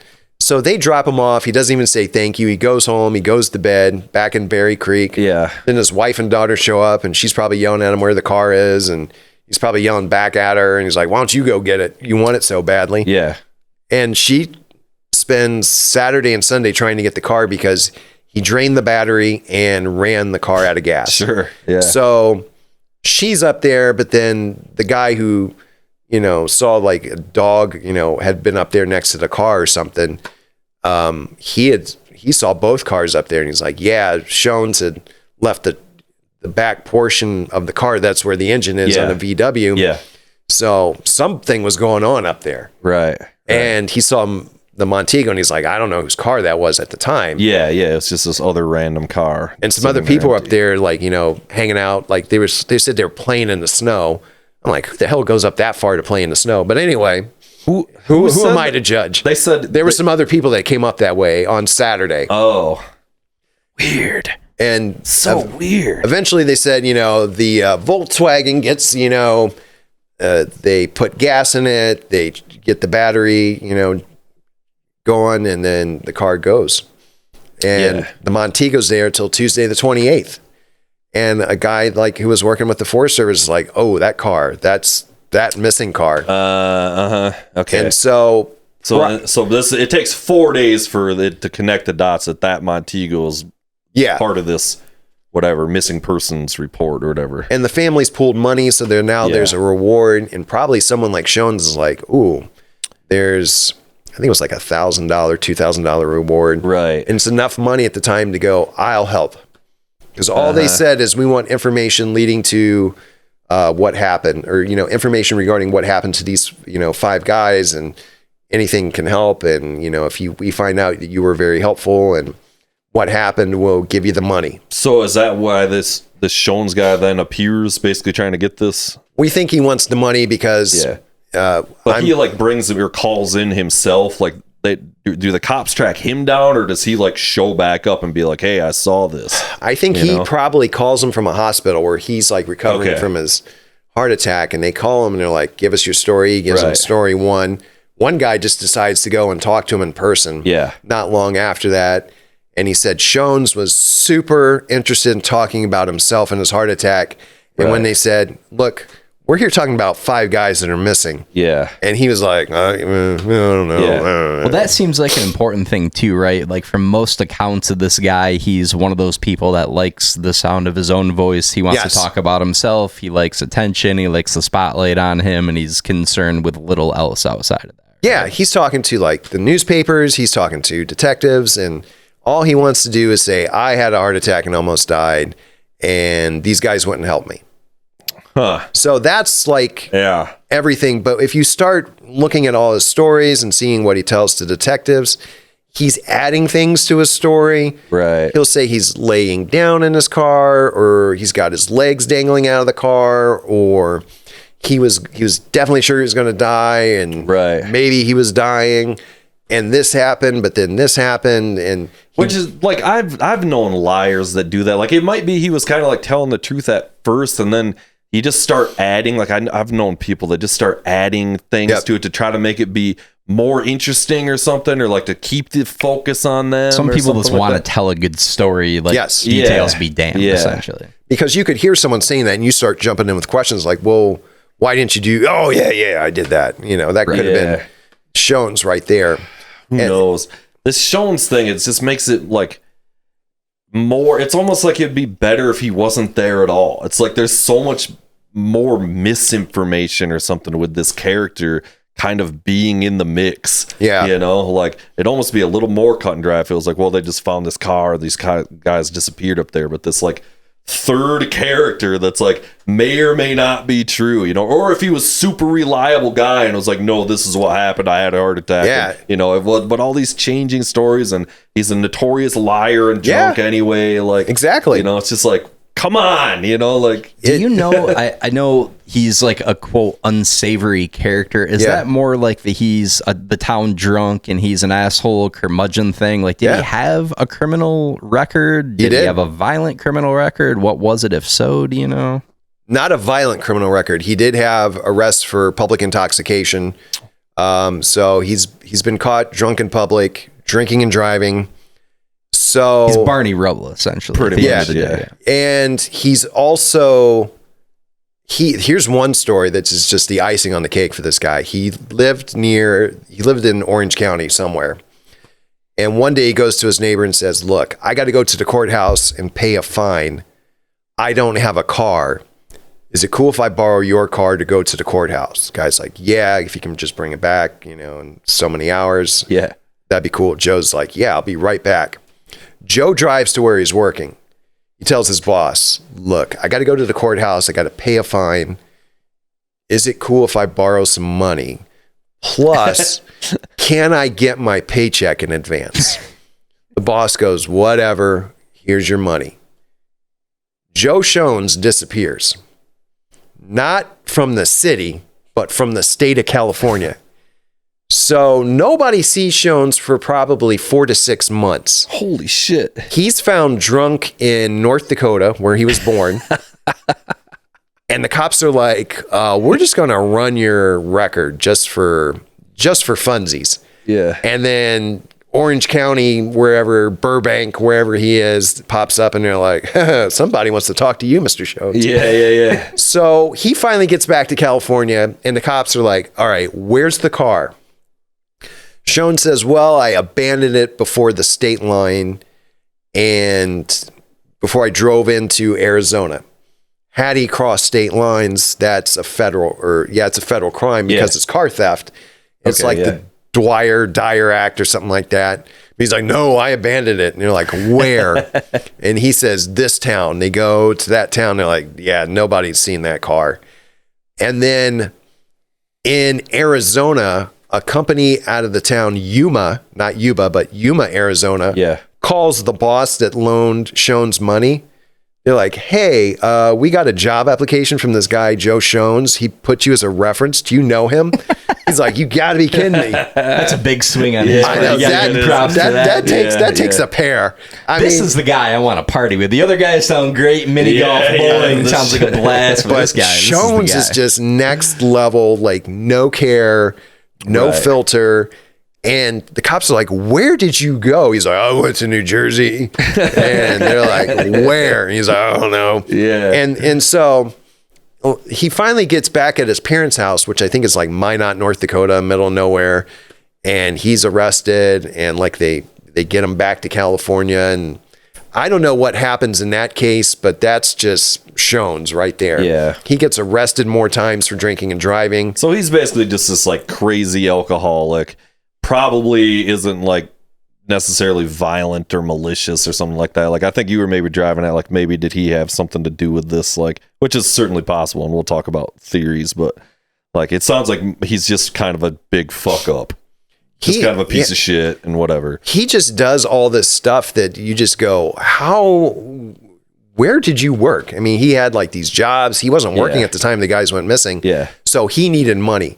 And I think that reward money was enough incentive for him to go, I'm going to be the guy that steps forward. Makes sense, right? And I'm just going to say they ran into the woods and that's all you need to know. Well, and the love of fame and being in the spotlight too. So those two things But he combined. was there though. The car was there. So it's not just totally made up. Like, and what I've talked about with other Yuba County 5 researchers like Drew Beeson and Shannon McGarvey is what percentage of Schones' story is the truth. Exactly. We go on 5% or we go on 95%. Right. It could be anywhere. Yeah. I mean, Schones could have like pulled it together and like, this is the true story or something, or he could have been like passed out and woke up and walked back to Mountain House and never saw a thing. So, did you get a I was just going to ask, I'm assuming this guy is no longer alive. Right? He was in his 50s or something at this point, right? He died, probably 2008, maybe 13. Okay. So around that time is when he passed away, and I don't know what happened, but It's like, oh man, if podcasts would have just started 10 years earlier, If somebody would have this- tracked it- this fucker down. if he had been found, that would have been. I mean, Yeah. I don't know how he would have handled this. Yeah. I don't know if this that like fame, maybe he'd have loved it, you know? Like, Almost definitely, Yeah, dude. just like I mean, he's on Joe Rogan all of a sudden. I mean, he would an be older guy too. He'd be Look like at, you know, 90 when the case returns, but Right. or 95 when the case returns, and if somehow he was alive, I mean, geez, like Did you get a feel to your point of validity? And I'm sure, like, I guess question one is what percentage, like, did you guys collectively allocate to how much of the story you believed? And also from whoever you talked to at the cop shop, who granted they weren't there, / what you gleaned from the police reports, did you feel like they lended much credence to what he said? Did everybody kind of dismiss him, or what was the general consensus from like the actual findings from law enforcement on what they did or did not believe of his story? One guy I talked to, Avery Blankenship, who was like the head of the detectives at the time, said Schones was bogus. He didn't believe a word that came out of his mouth. Jack Beecham, he's still alive. He was the undersheriff at the time. He basically said, this guy had a heart attack, and he basically said it is what it is. Like, I don't know how much of this guy, I can take him or leave him. Right. That was his opinion. And the families were like, this guy, we don't buy a single word out of his mouth. Interesting. They found him to be incredibly disingenuous. Right. And the families did meet with him in 78. Yeah. And when they met with him, it was like a huge mistake. They just said, this guy is full of it. Yeah. We got nowhere with him. But I keep going back to the thing of that, but the car was there. So that part's not a lie. The car's there. We know that's a fact. But one thing he does, you talk about what's fact and what's fiction. He says a red pickup truck's behind him. Yeah. So that's something that's really hurt the case, is him saying a red pickup truck was there, because with his unreliable nature, is that pickup truck legit? Yeah. Or is he just making that up? Making up more bullshit. Yeah. Yeah. And I've talked to people about it. Some people are dead 100% set that was a pickup truck that followed them. Other people say it's a red herring. Stay away from it. Don't believe what you hear about that pickup It's truck. not a red herring. It's a red pickup truck. Yeah, it's a red. Yeah, it's a red herring pickup truck. To piggyback a little bit on that, I know, like, once they started putting out the rewards, et cetera, and reaching out more broadly for information, there were accounts of at least, one or two people saying that they saw the guys in a pickup truck. But having said that, I think that was after Schones' report was pretty well publicized, and it was public knowledge, and it could have just been somebody bullshitting, right? Yeah, because that was probably a few days afterwards. Schones coming forward. There's a town called Brownsville, which would be 50, 60 miles south of where the car was abandoned, but it's like down this way, and it would have been a straight shot back home. And this lady's like, oh, how's that this convenience store in Brownsville? It's kind of like up in the hills, middle of nowhere. But all the guys were there. 3 of them were in a pickup truck. 2 were inside or outside the store on a phone. And the guy on the phone was Jackie Huett. When Jackie Huett really wasn't one to use the phone unless he's talking to a girlfriend. And they're wearing different clothes and they're eating food. And I'm thinking, like, and when they're all found, when the remains of 4 of the 5 are found, they all have their original clothing on. Yeah, that sounds like just And- mistaken identity or something. So that story took the cops who were up here all the way down here. Yeah. Now they've got to follow this lead of the guys in a red pickup truck. And the families said the same thing. They could have driven home if they knew the way from Brownsville. Yeah, sure. And if they have a payphone, one of the guys could have just called home and said, this is where we are, come get us. Yeah. That story is 100% bogus in my opinion. That seems like.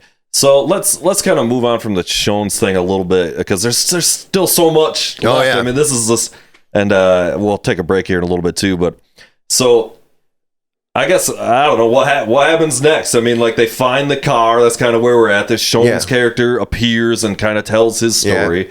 And then it's kind of like the search is on now, right? They know where the thing is, so now it's like all hands on deck, and it's not looking good to try to find these guys. So four of the guys are from Yuba County. So Yuba County Sheriff's Department's in this. Sutter County is where Bill Sterling's from. They're in it. The car's abandoned in Butte County. They're leading the search and rescue operation, and they say, we're going to do a search and rescue. So this is March 78, but the weather's not cooperating. It's raining, it's snowing, it's sleeting, there's ice. The land is treacherous to walk, and check. It's a painstaking process to look for these guys because they're kind of going from us out in a circle from the car, and we'll say concentric circles or whatever. I'm a liberal arts guy. I'm not digging into math or science right now, but they have like this spot, and they're kind of going out from there. And I don't know how far they go. They've got like a chopper that they borrow from like the California Highway Patrol to search the area. And so psychics are even brought in. Yeah. Dogs brought in pretty quick too, right? Yep. There's like scent tracking dogs from surrounding communities. I mean, anything they can get. Guys on horseback, guys on snowmobiles, any guys with like all these 4-wheel drive trucks, that can handle the mountain roads. Right. They're doing what they can. And the problem is we don't know how much ground they cover or where they're looking, because there's not a map that says we looked here, here, and here. Okay, so there's not really like records of like how this search went down, really. So all they're saying is we're up there looking. That's all they say. Yeah. And then the families are up there. We're like, what's one of the guys' fathers is really involved in the search? Yeah, Jackie Hewitt's dad was Jack Sr. Is that right? Okay, yeah. Jackie Hewitt is Jack Hewitt Jr. and his dad's up there. Okay. And his dad's like, I'll find you, son. I'm going to do this. I'm going to do that. And his work said, we'll pay for you to go up there and look for your kid. That's right. So that was big of them. Yeah. And so one day he said he drove up to the Plumas and he saw the search crew sitting around a fire drinking a bunch of beer. And he's like, well, if I'm going to find my son, I got to do it myself. These guys aren't. They're just clowning around down here. And this is just a huge waste of my time. I'm done with this. And so that's crazy. And March is like their big month of searching. Things kind of trail off April and May. And in May, the state's called in. The sheriff of Yuba County decides to ask for help from the state of California, like their Department of Justice. And they say, look, we got this case. We're puzzled. We don't know what the hell's going on. Can you just lend a hand? They said, yeah, we'll bring up a guy, and that's all you get. And so they, compare notes, and they try to figure out what happens. They've got nothing. And then around early June, around the 4th or the 6th, these guys who are on a motorcycle trip up to the Plumas said, look, we're at this place near the Daniels Inc. campground. We were trying to find our way back home. We knew there was a map up there. Yeah. There was a really bad smell. There's this trailer. The window's busted open, and there's a dead guy in there. Yeah. You need to get someone up here. And at first they're like, no, this is a prank call. They're like, no. Like, really? Get up here. It's like, we'll meet you at like a Denny's restaurant. Yeah. And you can follow us up there, and we'll show you the body. That's crazy that was their reaction too, because there's this freaking missing persons case that they've been working on not that far, and that specifically is one of the points that to me is the most curious. Like, how do you not check the trailer in the area when there are missing people who aren't found, who are presumably going to be looking for shelter because of the weather, right? So that trailer is roughly, if you follow the roads, and these winding roads, you can kind of see them here. I don't know how well you'll be able to see them on the video, but it's kind of crazy because that's about 15 miles from the car to the northeast. Yeah.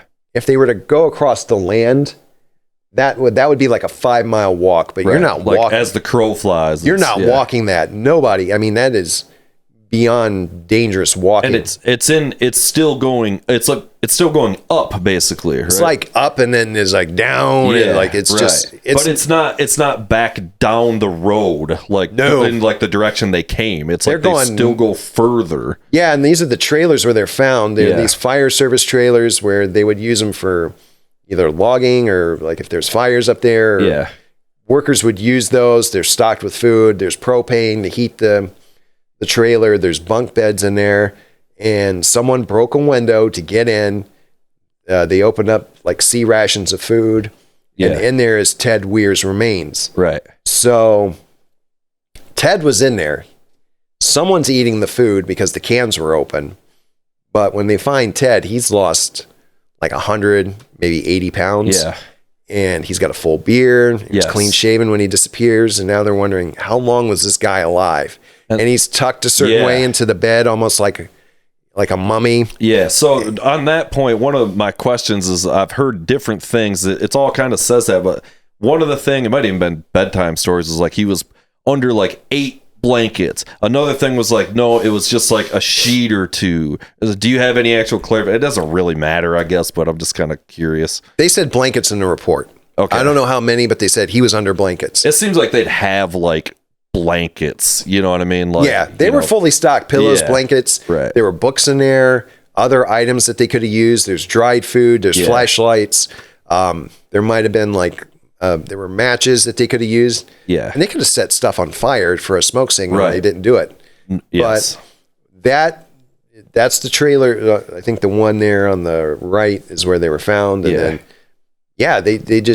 they never turned on the heat, but the family said, I don't think they would know how to turn on the heat. There was a full propane tank and everything. That one, to me, I'm like, I don't think I would know how to do that either. I mean, well, this is a while ago, and that was probably more prevalent to know how to do that kind of thing then, but like, maybe not. But I mean, depending on the setup and stuff, like it's not like you're turning a thermostat up, right? Like if you're unless, I mean, if something was written down in there as far as like, this is how you turn on the heat. Like they never said anything. Seems like there would be instructions for something like that, but also though these are the people that know how to use it, right? It's meant for the Forest Service. And these guys probably weren't great readers and that kind of thing too. But yeah, and it's hard to tell because another thing is like there's no water up there. Yeah. I mean, how are they also surviving? Are they eating snow? Are they melting snow? Yeah. Like, how are they getting water, too? They got food, but how are they getting water? But obviously, they didn't eat that much food because they said there was only some. And then there's this thing about how there was, like, another entire stock of food in another cabinet, or was it in the other trailer or something? Yeah, another trailer had a whole bunch of dry food. Yeah, they said that they could have lived, literally it was stocked for like, you could have been up there for months. That's what the impression they made. And they would have been legit safe up there. But then again, to the water point, and again, maybe it's intuitive for, you know, high functioning people or whatever, but if there's no source of water and it's all dehydrated food, how do you know? I don't know if it was dehydrated food though. They made it sound like it was like a, what do they call the military things? Oh, sea rations? Yeah, or like... There were sea rations and dried food, according to them. Yeah. But the sea rations had to be opened with like a special can opener. Oh, okay. A military style can opener, which at least one was open that way.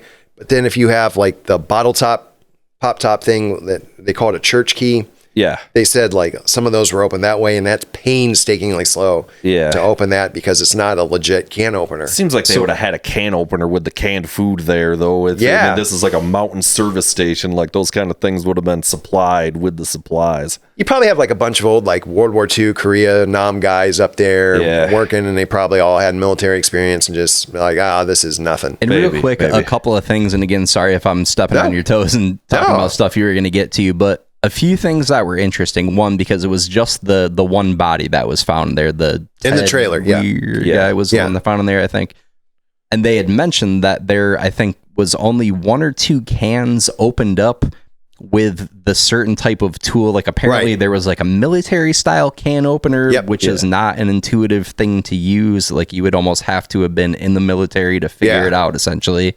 Then the other ones were open with the old school, you know, open a can of beer and press it down. Yep. Which is to say that it seems likely that most or more of the guys were probably up there at one point, and then for whatever reason, some of them left. Yeah. And then also, I think I remember reading that Ted dude that they found, he was up there with the warmer boots, which were not present in the cabin when they found the body, correct? Right. So his boots were off. He had bad frostbite. One of the other guys, his shoes were in the cabin. Yeah. Ted's shoes were gone. So, you know, maybe it's, hey, give me the warm boots. We'll go and look for help type thing, possibly. Yeah. So we're trying to figure out who all made it to the trailer. So if they're walking 12 miles in the snow, in the cold, who makes it? And we know Ted made it. We know Gary's shoes are in there.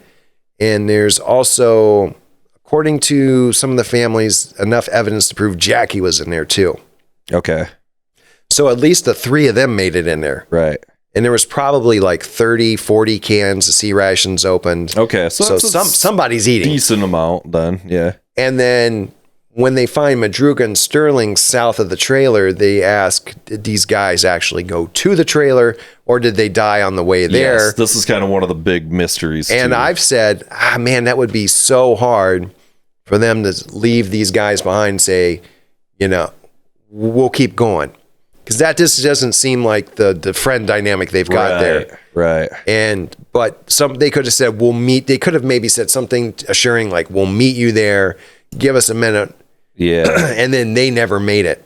And it's like one of those situations. And then once they get to the trailer, we know Gary probably took Ted's shoes. And then the question becomes, all right, who leaves first and how do they leave?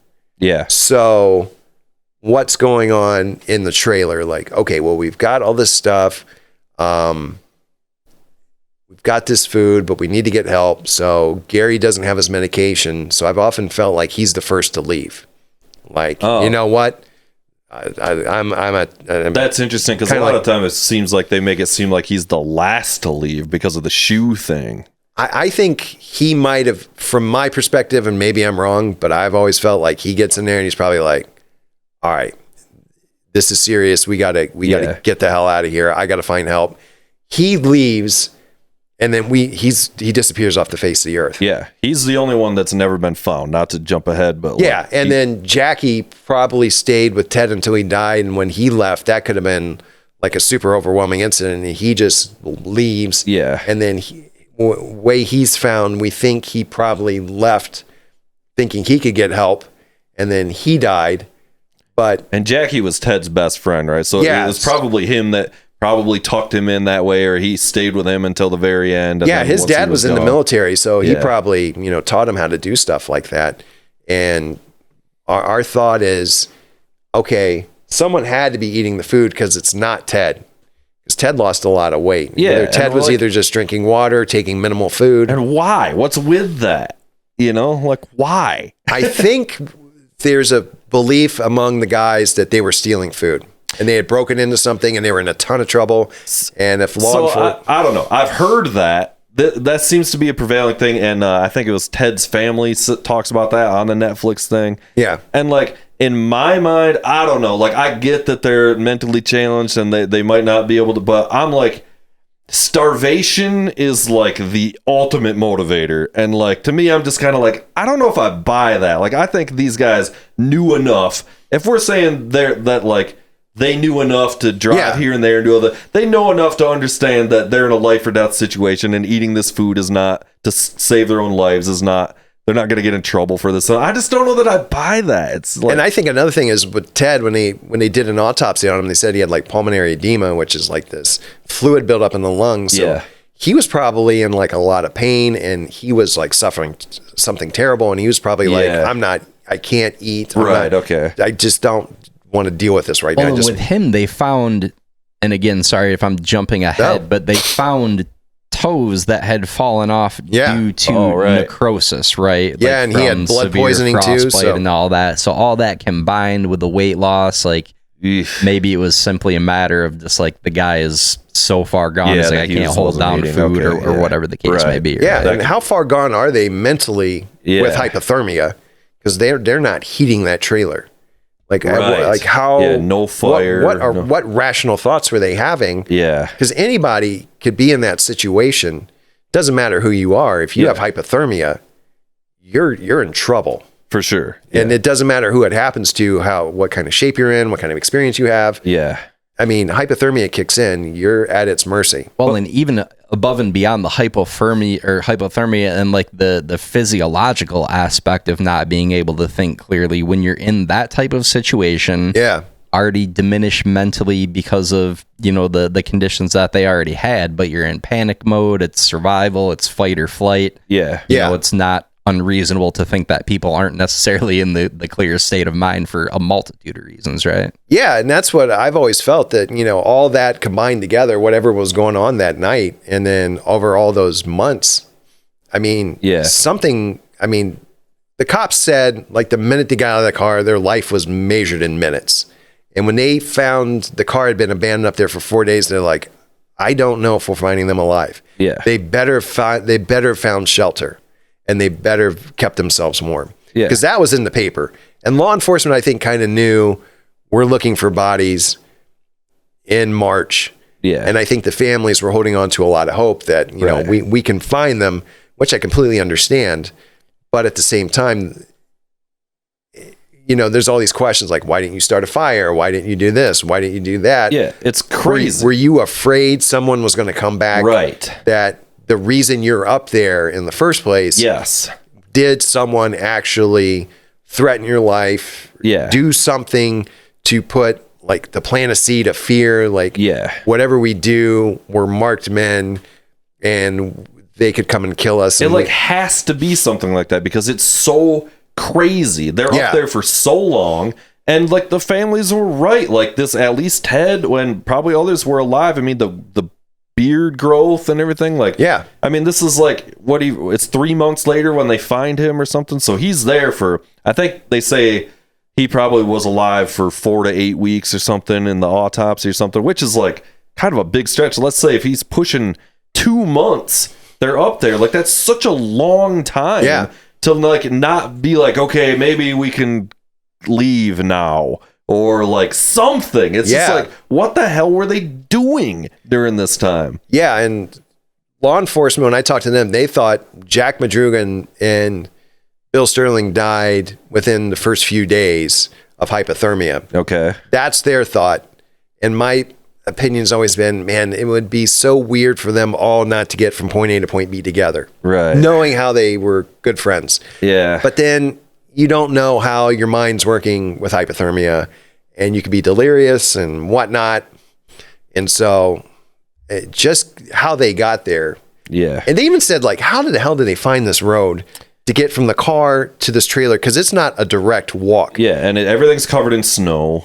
They said a snowcat had gone through a day before. That's right. That's right. And cleared a path to these trailers because the trailers were new and they wanted the snow off the roof because they didn't want that weight on top of the trailer to build up. And if it starts to melt and that becomes... that actually makes a lot of sense. So if that happened, now you have this cleared path that's just a path to follow. And it's also, you know, the snow's only going to be, 6 inches where the snowcat plowed it out of the way or something. So now you got this like clear path that you could take. So that actually makes sense. And I actually found someone that worked for the Forest Service at the time. And they said, look, we told these guys about the trailer. Yeah. And they even said in the press in 78 too, we told you about this trailer. Yeah. It's in Plumas County. You said you were going to pass it along. And they're like, no. This is one of the other big, one of key pieces of frustration is this, like, we told you, the cops say, nobody ever told us. And it's like, well, did they not tell you? Did it just get lost in some sort of translation game of telephone? Yeah. Or did the cops just say like, yeah, right, they didn't make it freaking 6 miles. Like, we're not wasting our time. Because they were already doing that kind of machismo bullshit anyway by not searching and, being up there on horseback, drinking beer and, claiming, the whole thing with their mental health, they were using the retarded word on everything. And it's like nobody, which was just what it was at the time. But it was just like, it was just this general thing of nobody really cared. Yeah. And the families felt like they say it in the Netflix, like we did more. We felt we did more. Yeah. And, some of the people said like, we never thought they'd walk 12 miles northeast to get to those cabins. We thought they'd walk down the hill. For sure, which is logical. I mean, like, to be fair, that is what you would think, but it's also like, you should probably check the trailer that's up here, guys. Like, it's like...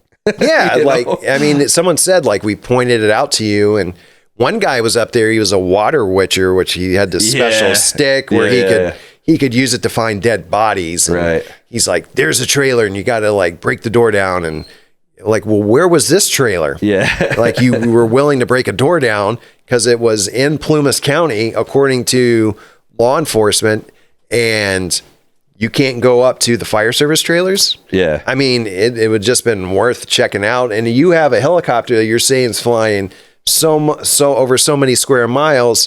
It seems like that would be.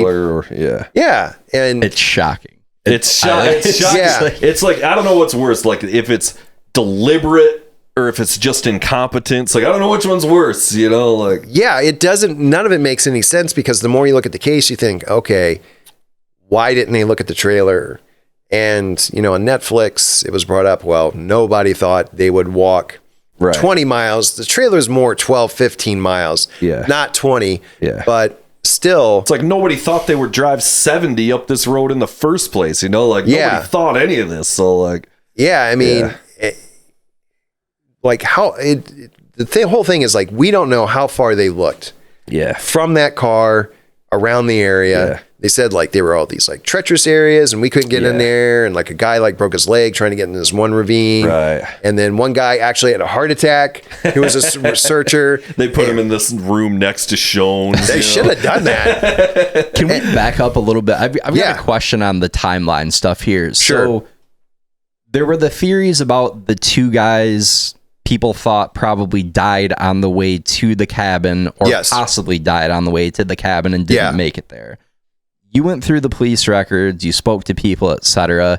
Did you get a feel for how much of that was substantiated via actual evidence versus guesswork? And kind of where I'm going with this is like, did they have any, I don't even know the right terminology, but did they have the scientific means to determine time of death between the one guy and the other? And also the thing that I found a little bit curious was they mentioned with Ted, when they found him in the cabin, he was emaciated. I think they said he estimated that he lost like 100+ pounds or something pretty crazy. They didn't mention that of the other guys that were found on the trail, the two friends. Was there an indication like the bodies were mostly in relatively similar condition physically and they hadn't lost the weight, potentially indicating that they died sooner and the other guys made it up there and lived longer? Or was it all just guesswork? It's guesswork because Jack Madruga, Bill Sterling, and Jackie Huett's remains were all scattered. So there was like basically nothing. Oh, that's right. Very little. Okay, yep. Very little, like in a way of like Jack Madruga probably had, I don't know how to say this, but like his reigns were the most partial, most together. But but when they looked at it, it's like, this isn't enough. We don't know. Yeah, I forgot. Like they showed like he had injury to one of his ribs. Like something would have happened. Did he fall? Did he get punched? Is this an old injury that we don't know about? Okay. They don't have enough of Bill Sterling. They don't have enough of Jackie Huett's remains. Yeah, one of them was scattered over 50-foot radius or something. I mean, like it was pretty. For Jackie and Bill, it was crazy because they're just scattered over that radius, and it's like, they just don't have anything to go with. So their guesswork is it has to be hypothermia because that's all we've got. The way we found them seems like hypothermia. Yeah, they succumbed to the elements, but they said there's not enough evidence to show someone had shot him or they had been attacked or they had been stabbed. Now that you're mentioning that, they found the one, it was Jackie, I think, right? They found with the coat and stuff on the remains underneath the coat, probably more appropriately said, but his I don't remember was in there. of any damage to like the coat itself, indicating that somebody like shot him or anything, his right? dad like, found him too, right? Yeah, that was the other big which part was of it. like incredibly disheartening to hear about that. Which is crazy because like again, like the family's kind of like he was up there every day looking, and his wild and.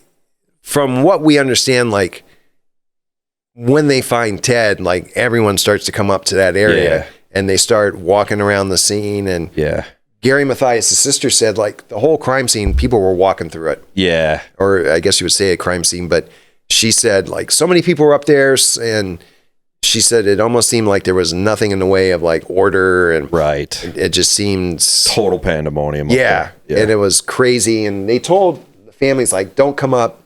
And they didn't listen. They were like, no, we're coming. We're going to find him. And they said it was just completely. How long after they found Ted did they find the other bodies? Was it like same day, next day, a week? I think it was like a day or two for Bill and Jack. And then another day after that for Jackie. Yeah. And then, so this was all between probably June 6th through the 10th through the 11th. Right. All that happened. And then June 19th, they're like, well, we're done. Can't find Gary. Yeah. We're calling him today. Yeah. And so that's sort of like the end of like the facts in a way is like, is basically Gary's never found. Never found. Yeah. All the other guys are at least accounted for. Yeah. But it's just left nothing but questions. You know? Yeah. And the families have said, you know, throughout the 78 newspaper articles and in today, something happened. Yeah. They were sent that way. Someone forced them up there. This was a situation we don't know about, but something went down that night where they're forced up that road. Right. And did something just completely fall apart? Was this planned? Was this premeditated? Like, well, I'll tell you what, let's take a little break and then let's talk about some theories because we've kind of covered like these are the facts and this is kind of what happened. Sounds good. We could kind of start like getting into the fun speculation of the whole Sounds thing. good. The wildly irresponsible. Yeah, indeed. Exactly. All right, sweet. Sounds good. All right. So I hate to interrupt the flow of the. Yes, you guys just started talking about this. This is what you're seeing right here is apparently the path of the snow cutter, the snow cat, cut this yellow line here along that road, basically. So it's basically just a plow. It just plowed the road. Basically. It's just built for the mountains and handling that sort of, you know. Yeah. There was a nice Wendy Torrance reference made. Yeah. As well. The Overlook Hotel. It's all good. But yeah, I mean, so they've said that this, you know, snowcat plowed this path and they probably followed the path. Yeah. But they were going up the hill instead of going down the hill, which we've always tried to figure out, did they fear something was south of them and they thought if they went north, they could probably find help. And so it's just all part of this mystery where we don't really know exactly what happened because everything's speculation at this point. And it's just one of the guys that was investigating the case said he had 1,000 theories and he could shoot holes through all of them. Yeah, I remember that quote. And that's kind of how it is. And that's why this is such a, I don't know, it's why I think we all love this mystery so much is because it's so bizarre. Yeah. You know, it's theories from everything from, you know, they were just some handicapped gentlemen that made some bad decisions and got lost. And this is it was a UFO, bro. It's good. There's every single, you know, like it's I've heard everything in between. The UFO people are coming out strong after Netflix. They're like, it was a UFO. And it's clearly a UFO. I'm like, I think if they would have, if they looked up and there was a UFO, they're like, yeah, we're going home. We're not following this UFO. My money's on involvement from the Clintons in some form or fashion. That seems to be clearly Jeffrey Epstein was there. P. Diddy was involved. I heard. Can we get into some of the actual theories? Yeah, for sure. Let's get in. So, I mean, theory-wise, the one that people try to say is they got lost. And, you know, taking that road a couple times and driving that way, there's Mountain House. It's impossible to say you get lost when you have all this time you're on this road. It's definitely not 70. It's definitely not 99. It's like if you're driving 99 and 70, it's very much like 131 here in Michigan. It's very flat. Yeah. Instead of like farmland, you've got like groves for agriculture. They have like, you know, farms and homes along the way. So it's very flat and the mountains are off in the distance. Yeah. But when you get into the Plumas, the roads are really widening and you're going to see snow and you're going to see rocks and you're going to see pine trees. And it should be obvious where you're going. Like, no, this isn't. When you see snow, you know, you're not home. So I think pretty much probably everybody's kind of in agreement that they didn't just get lost. Yeah, you know? They had to go into Oroville for a reason. So the question is, why'd you go into Oroville? And one thing that I talked to some other researchers, there's Eduardo Colea, who lives in Argentina, and there's Anthony Dunn, who lives in the UK. Anthony thought, do you think they would have exited the highway because someone said, hey, can I use the restroom somewhere? And that makes a lot of sense. Totally possible. Yeah, or someone said, hey, I want to use the payphone because maybe someone's plans changed. Maybe someone said, maybe they were on. One reason is, okay, maybe they're on 70 because Bill Sterling said, well, don't drop me off first in Yuba City. I'll just crash on Madruga's couch. Yeah. And then I'll just call home and say, hey, I'll get up really early in the morning and I'll come over to home and I'll get my basketball equipment and then we'll, take off from there. Right. So that could have been a thing where they said like, oh, I'll just pull off the highway. I'll use the payphone. Or they could have stopped, at the time, you'd buy cigarettes or something. Yeah. Or maybe they wanted to stop somewhere in town. They're like, well, I'm kind of still hungry. Maybe can you give me a burger at this place? Yeah. So whatever they did, when they got to Oroville, I think something happened in that town where they stopped somewhere and they got out of the car. And there could have been someone who's like drunk or some drunk people who saw the guys with disabilities in town and maybe they tried starting a fight and things just went haywire and the guys tried to escape from them and the whole thing just went into it just got chaotic. Yeah. Another thing is they could have run into someone they knew. And one theory is there was a guy that had some serious beef with Gary Mathias. Yes. And wanted him dead. Yeah. Somehow they met up in Oroville. Yeah. There's talk of a fight in the parking lot of Bears Market after the basketball game, but that's never been substantiated in any way. It's always been like a theory.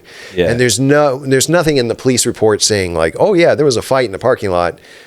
We found that out. And it's like, no, it's something people have talked about who have followed the case. From some of the family members have been told, well, there was a fight in the parking lot. Yeah. And then they chased him through Oroville and they finally got to him. And some people said like Gary was thrown into Lake Oroville. Yeah. So it seems like a lot of the theories do surround Gary. Yeah. Because he was a little bit of an outlier in some ways where his, mental problems were a little different with the schizophrenia or whatever. And the other thing is he's the only one who's never been found. Right. So it seems like a lot of things, like I think it was in the Netflix doc, somebody saying like, oh, the boys were all scared of Gary. Yeah. And there's a lot of people that say, a lot of the theories are even at that time where, well, Gary probably maybe did this even or something, so like, there's a lot of things kind of surrounding that Gary's a little bit of linchpin, and in some ways he may be because he is the one that was not found. Well, and a little bit on that too. Sorry, before you jump back in. So the family accounts of him were like once he got straightened out on the meds and everything, he was as normal as could be expected. Mm-hmm. Yeah. But then when you start to dig a little bit deeper, he also had kind of a violent history leading up to that with some pretty sketchy stuff with some like potential rapes and some things that he was doing. That's when he was unmedicated. Like he claimed that he had fondled a woman and he was straddling her in her house and he was visiting like a friend and Gary went in another room and his wife was asleep and he just climbed on top of her and started fondling her. And then he went to jail and punched a sheriff's officer when he was in jail. So this is kind of an unhinged dude, it's fair to say. I mean, when he was not taking, one family member said like when he was not on his medication, he was by no means a model citizen. Yeah. But when he got his life together, things were a lot better. Right. But 2 months before the guys go missing, Gary got into a couple scuffles at parties. Yeah. And at one party, he actually supposedly sucker punched a dude in the face. Yeah. And people said if he sucker punched this one dude in the face, he's lucky to have walked away in one piece. Yeah. So is it possible that this guy and then the other guy who we have no idea who it is that he sucker punched at this other party had like revenge in mind? Yeah. And maybe they knew enough of the guys. Well, are they going to Chico? Then we'll intercept them at the basketball game. And then, but there's the person who saw him at Bears Market didn't see any trouble. Right. They just walked in and were like walking around the aisles and getting stuff. And I mean, that would have to be some seriously premeditated shit to like. Exactly. That's a lot of work. That's a lot to go way up there to do it. Like when you could have just, if they wanted to kick his ass, they could have done it at home. They could have jumped. They could have jumped him somewhere. Yeah. Yes and no. And speaking from experience on a story that you know about, I had a super similar situation happen where we were at a market. We didn't even start shit. And I'm bringing this up to a point, not just to rehash this story. Yeah. But we were up in the boonies going on a camping trip. met with some random people in a convenience store, kids our age, couple guys, couple girls, etc. Hey, do you guys want to come party with us? Totally friendly, no beef whatsoever. We were just drunk and like, hey, come up and have a good time. We're going to rent cabins, etc. These guys followed us up and drove us up there specifically to beat the shit out of us for no apparent reason, which is to say that, like, you know, not to make generalizations, but if you're in a small town and if you're kind of the mindset where, like, getting hammered and fighting is the thing to do, is it necessarily that much of a stretch where these guys were looking to fuck with some people who fucked with them first? You know, in the town where they were, in Oroville that day, there was a huge bar fight sometime probably between 11 p.m. and 1 a.m. There was like a almost like a huge brawl, and they said, were these guys in this bar? And they're like, oh, no, they weren't there. Yeah. But then someone who was supposedly at the bar had a red pickup truck. But then again, is this red pickup truck for real, or is this just a coincidence? I mean, maybe they went in to get burgers or something. Or, I mean, it's possible. They could have stopped somewhere and like people want to fight and these guys don't want to fight and they just want to get the hell out of there. Yeah. And they probably realize they can't get out of town and maybe they're going to take a different way home. And something could have happened with that trip. And it's certainly possible. Super interesting, and I'm you probably are too. I'm struggling a little bit right now because it's like, do you save all the questions to the end? Do you interject different thoughts and theories as we go? Throw it out. I'm going off the cuff, baby. I'm going rogue. I'm freelancing. I thought it was super interesting. There was another story about, I think, a female friend of Gary who later said that she had mentioned to him on at least one, or he had mentioned to her rather on at least one occasion, that he had been having like dreams and premonitions or something to that effect of being in a group of people who went missing. Which seems like a curious thing to call out. Something like that. And then part of it involves a UFO or something. So. I'm going with UFO all the way. I mean, like, I'm team UFO. But then how reliable are these people? How well did they know Gary? Yeah. And this is all after the fact, so it's, you know, hindsight. Well, that goes whatever. back to what kind of where we started, or one of the original questions is like, how do you discern fact from fiction? And like inherently people start to fill in the gaps, and maybe it's convenient memory and maybe it was a real thing, maybe not. Who the hell knows? And then one guy said, you know, Gary would hang out at his house and he was a good dude. And, you know, they'd sit around, talk and drink beer and stuff. And, you know. So one of these big theories though with Gary though too is that he did have some kind of beef with some of these guys, and that there's this thing about that these guys they stop him on the bridge, beat all of them up, or beat him up and throw him off the bridge. I've heard that many times. Yeah, like what's the deal with this? Because this is, in some ways to me, I'm like, okay, that actually kind of makes sense, because then that leads to why the other guys would run away so bad. And there's also this thing about there's only the 4 sets of tracks leading away from the car, and which is another who knows, but like in some ways that would sort of actually make some sense to me. Yeah, with the tracks you don't know, but let's get back to the bridge. So I've heard they intercept the car, they pull Gary out, they either start trying to beat up Jackie Huett or some other guy, and Gary steps in, but then they grab Gary. Right. Yeah, I mean, and then they throw him over the Bidwell Bar Bridge. There's a big dam that's close to there as well. They go over to the dam, and there's like a drive area that they throw him off into that too and kill him. Yeah. But I mean, it seems like maybe the body would have been recovered in such a situation. Weren't like Gary's shoes found in the trailer? Yeah, so if Gary's... And then someone also said that Gary's handwriting was found in the trailer. Okay. I think it was his sister that said, you know, she saw something where Gary had been writing. Yeah, he crossed something like that at the Bidwell Bar Bridge. I mean, that's what it's like. And Lake Oroville at the time, the levels are high or low. I mean, who knows how high the levels were. Okay, so that's probably not a great. But why would? But how did the shoes get up into the trailer? Yeah. Did someone plant them up there? Did they? Nobody would just take shoes and walk with shoes. No. Yeah. That wouldn't make any sense. And that's it's been said, like, look, someone was trying to get after.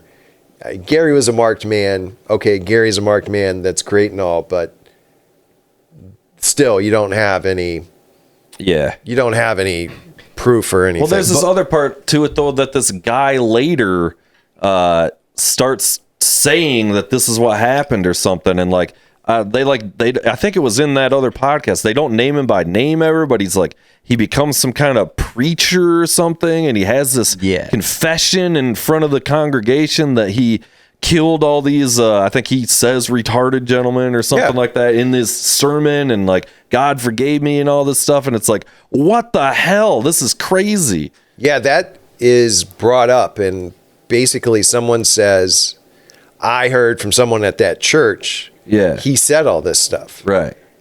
And the sheriff's department's like, okay, you heard from someone else that this guy said it. Yeah. So you didn't hear it, but you said someone else heard it. Right. And I don't know how much of an effort they put into like tracking down that story to see how true it was. Because they could have just said, someone could have been lying to you. Someone could have just been full of it. But they said that preacher guy was some guy who was one of the guys that used to have beef with Gary, and that he was from one of these families. They that was are like, linked. Yeah, that he was one of these bad boy families or something. That one of these guys you don't fuck with. Yeah. And I'm like, well, okay, like this kind of all like seems to be a lot of good info here. Like, I guess my biggest question is like, do like people like you or the other people researching this, do you like know who that actually is? Because they never name this guy by name. I know who he is. Okay. So it's like they're just not naming him by name to not name him by name, but it's like people know who they're talking about. I think there's like a whole level of we don't want to dig a grave for ourselves. Sure, and that's get into like, really all I wanted to know. It was like, do people know who this is, or is this just like, but this is just some guy and nobody knows who the guy is? It's one of those things where you do enough research, you'll find the name. Okay. But we don't say the name for various reasons. Like totally understand. We want to walk this fine line of just saying like, look, this name keeps coming up, but all the people that bring up the name aren't connected. You know what I mean? Yeah. So if you meet a bunch of people who don't talk to each other, but they all have the same story. Yeah.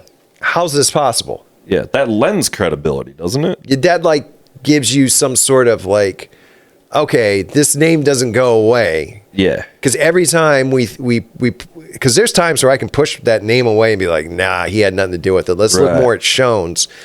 But then that name just keeps coming back and you're like, come on, like this name won't go away. And that was really my question. Was I wasn't sure if that was the case or if it was a case of like nobody actually knows who this Phantom person actually is. So I mean, that's people know. People know, and I think there's also this thing where people don't want to be viewed as a tattletale in that area. Yeah. And people don't want to. I'm sure there's a whole narc thing. Like you don't want to be a. Yeah. A well, and narc this is or whatever. you mentioned preacher before, and I assume this is the person you're talking about, but this is the quote town bully. Yes, that's what preacher that's what they were talking about. person, correct? Yeah. So, question to that point: in one of the podcasts I caught, there was air quotes audio of him talking about he had killed people in the past, etc. Yeah. And a second ago, you were saying like, it's not confirmed, and is it hearsay, what have you? Do you know, was that legitimate audio of him actually speaking, or was that just for the cameras, so to speak? I think that was done for the cameras. Okay. This person, to my knowledge, has never talked on audio. Yeah. You won't find them on audio. We're booking him on the pod immediately. He's coming on. No, I'm kidding. I Is he mean, still alive? Are they alive? Yes. That guy, he's asking if that preacher guy is still alive. Yes, this person is still alive. Yeah. That's why we're not. I mean, if this person had passed away, we would say, because it's like Schones. Schones has passed away. Yeah. He's in the paper, but he's in the paper though. I mean, we can. I mean, and we've got all the information on Schones. So this to me though still kind of seems like one of the most credible things in a way. At least it's like this guy's saying, I don't know. People confess to shit they didn't do all the time. Right. We all know this in true crime and whatever. But at the same time, it's like, this seems like something that could at least be like really followed up on still is like, this seems like a legitimate lead to me. Yeah. And that's the thing about it. This story doesn't go away. Like the more we do research and talk to people, they're like, well, the town bully theory always comes up, and that name just doesn't go away. And it's like, okay, how did this begin, and then how did this catch fire in that community? Is there some level of, is it rumor mill? Truth? Yeah. Like how, like, did this story or this, let's just say it's not true. Yeah. Or it can be true. I mean, but whatever, like, how did this story begin? Yeah. Obviously, how did this it guy has catch a on? reputation to, you know, so there's already that, you know, or something. It's so crazy because when I first started researching the case, someone who was like not tied to the families, not tied to the case, said, here's the name, you need to look at this person, and that name just doesn't go away. Interesting. It's either that person caused so much of a ruckus and did so much stuff in their time that people have an axe to grind with that person. Yeah. Or there's some truth to what happened. Yeah. And they're like, well, you got to talk about blah, blah, blah. Yeah. And it's like a name you just want to push to the side and say, yeah, but it doesn't make sense that they would have done this and they would have chased them all the way up into the Plumas because we can't link this person to any other stuff in the Plumas, and we don't. That's interesting too, because my thought that I was going to say was, well, maybe this shady character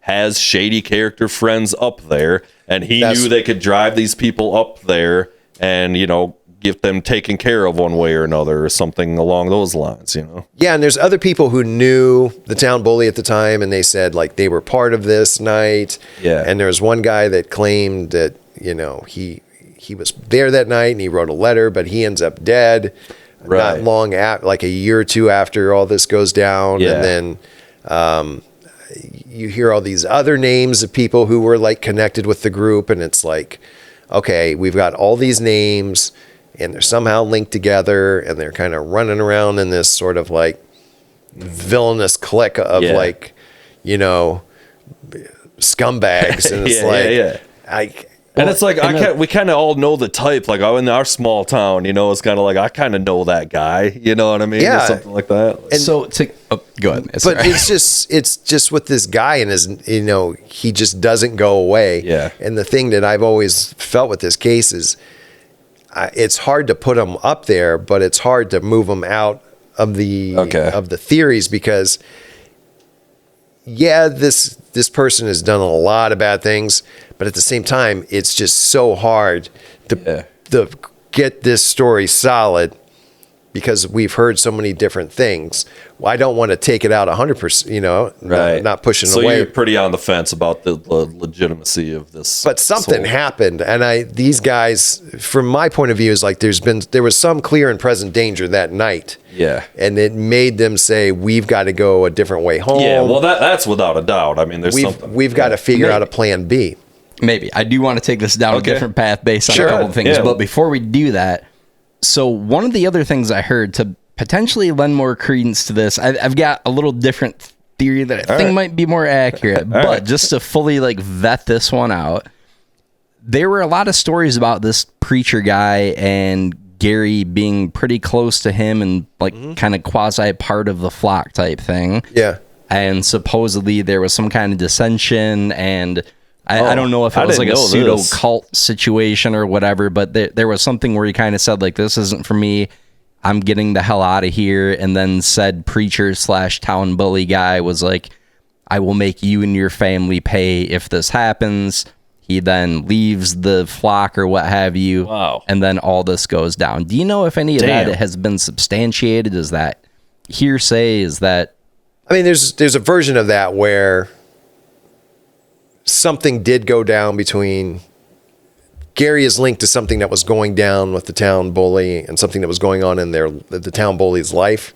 Interesting. And like Gary, it had been brought up allegedly that the town bully would get Gary as sort of like this retribution for something that happened to the town bully. Okay. I'm trying to like carefully navigate down this path, but it was...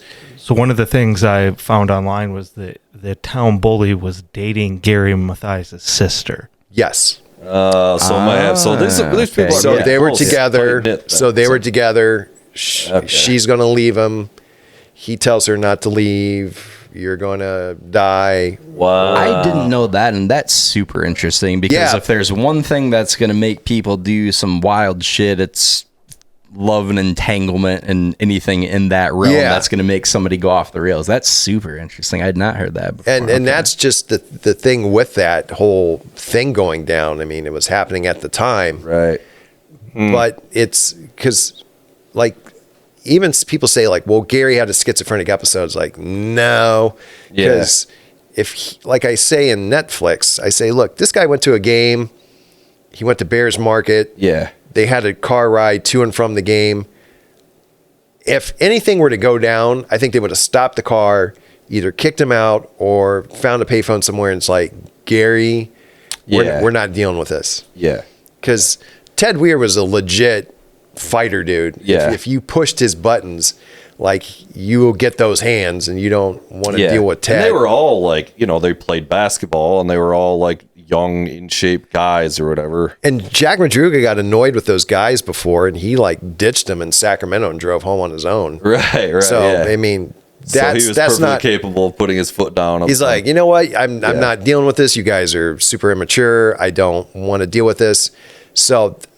And nobody from the game came forward and said, hey, that guy was acting weird. Yeah. And he was like saying stuff and he was doing stuff. Yeah. Nobody came forward. Even the lady at the market didn't even remember Gary being in there. The only person she could 100% remember was Jackie Huett, because he was standing right next to her register just watching the other guys. She's like, yeah, this guy was in the store. Definitely. There were probably like 3 or 4 other guys in the store. Yeah. And they were buying stuff. She's like, I can't remember exactly how many, but I remember Jackie. Nobody remembers Gary from the game.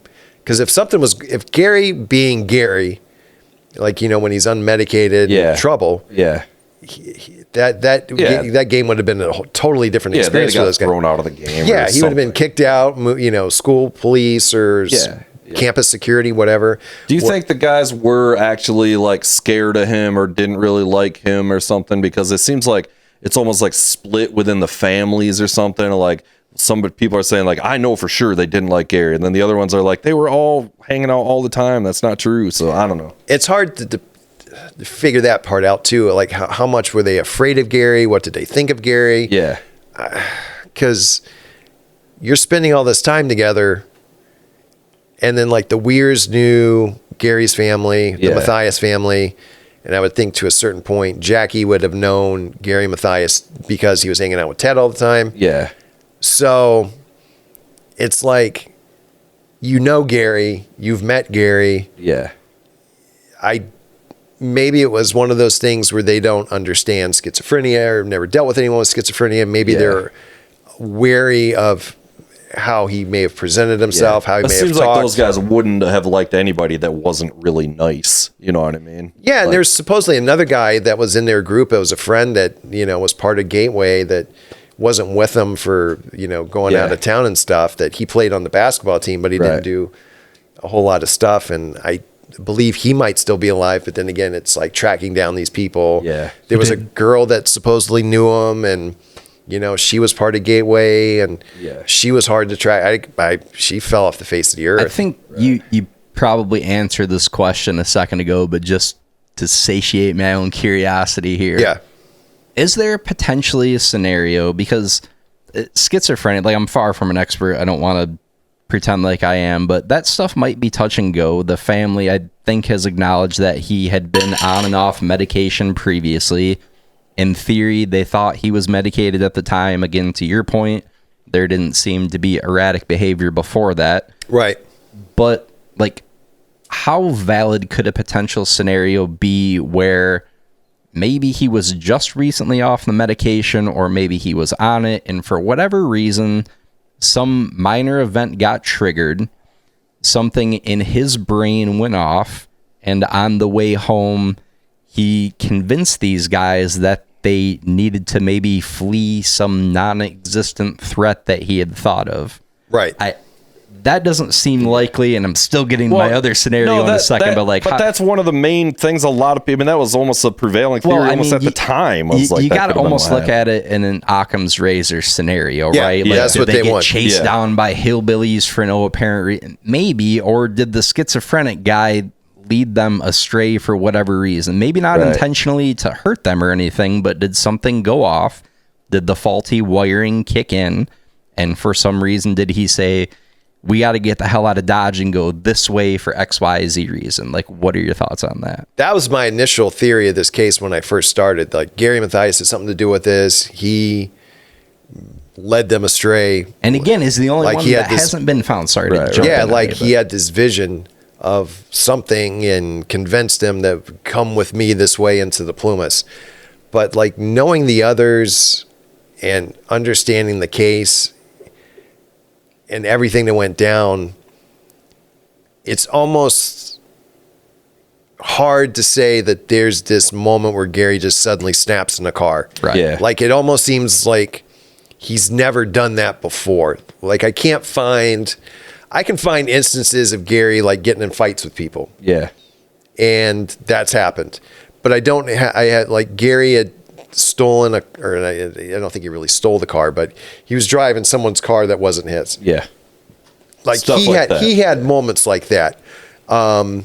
Times where he would be like prowling around the building. He's had incidents like that. But this thing of like a complete meltdown in the car, Yeah. and there's this great vision of us being And then on top of that, even if that did happen, to then convince the driver and stuff that they got to do this thing, like that's a whole other step. So even if he did have some sort of mental snap, then Yeah. you now have to convince 4 other guys of that reality and get them to which may do or a may thing. not be as difficult as it sounds at face value. Again, Yeah. if you're dealing with people that are somewhat on the spectrum, semi-autistic, or what other Yeah. potential mental things. So are they more easily influenced? Maybe, Yeah. maybe not. I'm I just know. saying. Yeah. It's But crazy. there was that brought up by a teacher who said like, yeah, you can, it would be someone they would have to trust and know to convince them to do whatever it is they do to, Right. take this path. But still, like making Gary the guy behind this has been, at first I thought, oh, that'll be easy to do. Yeah. But the more you look into the case, it's like, well, now it doesn't seem like he had a hand to play in this. Right. Because you hear all the other stuff, like he could have been a target of someone, Yeah. someone could have been chasing them. They could have gone into Oroville and Gary could have sucker punched a guy and they got chased. Right. Or, So you think something like that's more likely than him just snapping or whatever. Yeah, 'cause in I- all your research, it seems like you're not really buying that theory of the.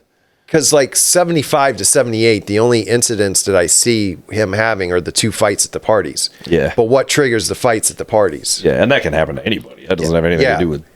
Like the one guy he punches was like a pretty tough dude, but Yeah. he ran with some questionable people. And then we don't know who the other guy is he punched because that name was never brought up. Right.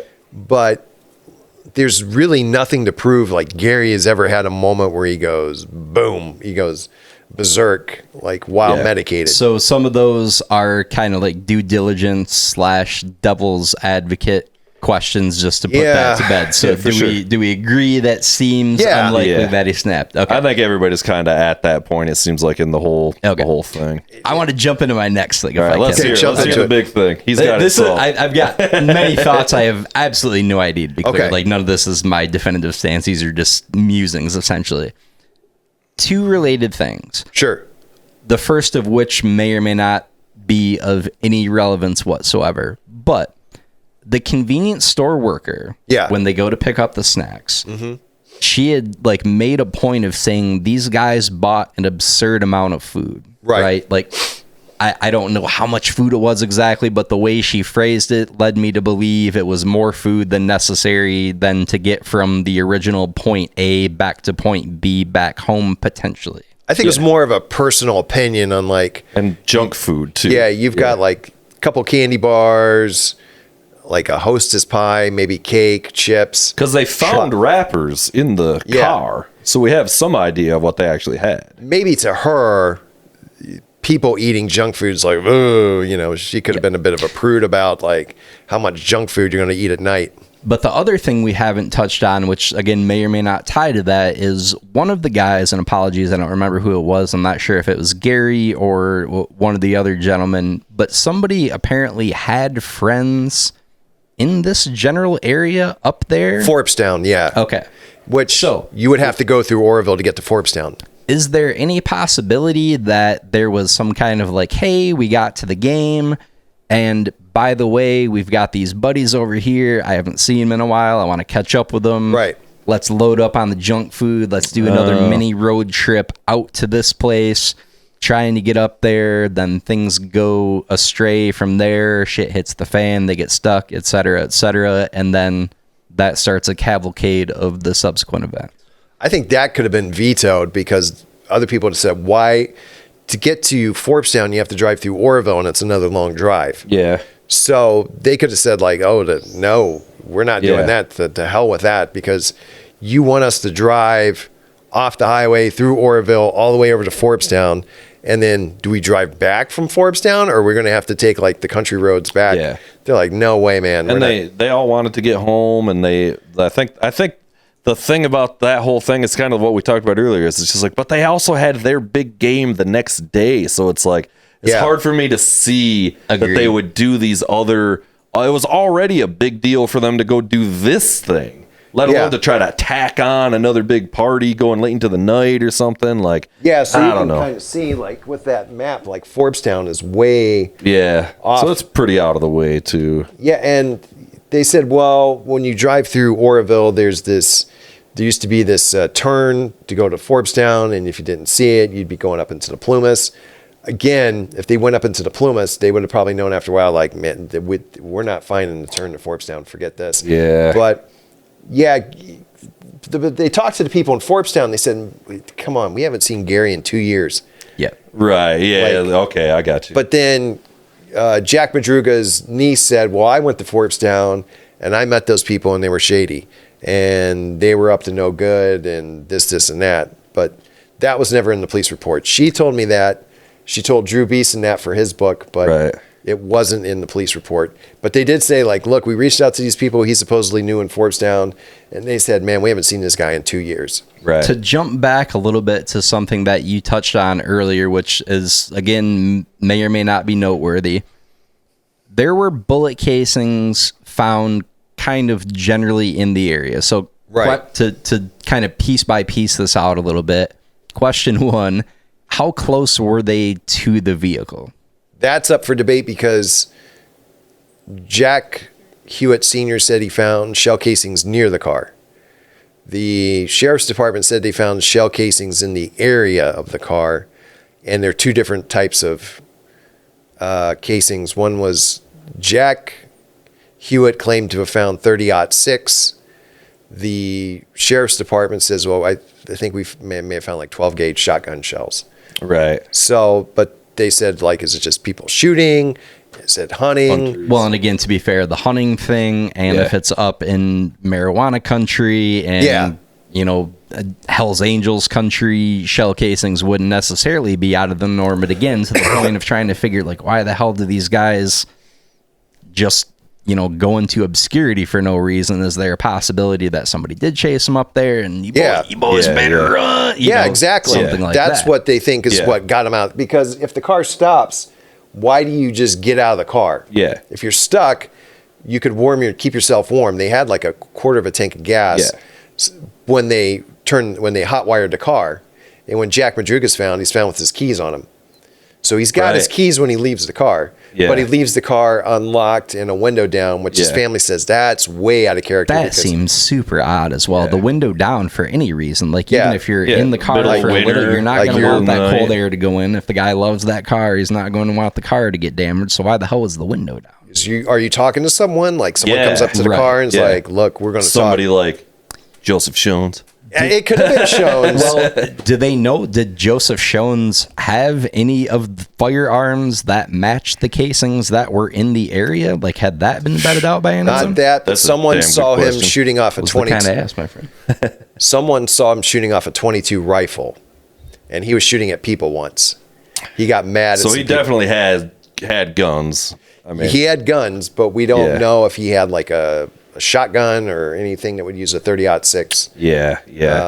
But people, I talked to one person said they saw him with like a rifle that seemed like it was a 22. Right. But I mean, finding the shell casings, finding the footprints, That's all said by the families and has been brought up before in the press, but there's nothing in the police report. Right. And again, it doesn't necessarily seem out of the norm that you would find that, right? Like we grew up in Fruitport. I specifically grew up out in the boonies. Like We'd find you go out to the shell woods casings and, and stuff. shoot shit for the hell of it, to sight in a gun, to hunt. Again, if you're protecting crops, if you are the Hells Angels cooking meth, like there are a number of reasons you could find those completely unrelated to this specific story. And with the theories alone, I mean, we could talk for like 2-3 more hours on this. I mean, it's just... I got a couple more to run by before we wrap it up. Yeah, let's hear them. Well, it's not so much theories, it's just more questions that I have about things that people said before we... One of the big ones that's bothered me is back to the Gary Mathias thing is... and man, I can't remember everybody's name and stuff too, but it's one of the sisters, I think, perhaps, or a niece of one of the gentlemen, says she saw him at a bar. Like Gary's been spotted like 4 or 5 times, apparently. Right. But there's this one in particular where she tells this story. I think it might be on the Netflix thing. It is. Where she goes into, it's her mom's bar, sees Gary Mathias, knows it's him for sure in her mind, and then goes into the back to get her mom, who's the owner of the bar or something. And then she says, like, when she comes out, they lock eyes again and he bolts or something like that. Right. And one of the big, I don't know, to me, that one is, again, super frustrating. And I'm Monday morning quarterbacking here. It's like, why do you not, why do you let this guy out of your sight? If it's a full bar, why don't you say to all the guys at the bar, stop this man. He is wanted for questioning for freaking murder, perhaps, or something. Like, that's so frustrating to me. She was a child-ish at the time. She was like 17, 18 or something. It's, I don't know, man. Again, I'm Monday morning here, but it's like, holy shit. Like, if this is him, like, you do not let this guy leave. You grab this guy, scream, and do whatever you have to. Like, this is crazy. She said she saw him, and she told me the same story. And it's hard to... A lot of people thought they saw the guys around Northern California. Right.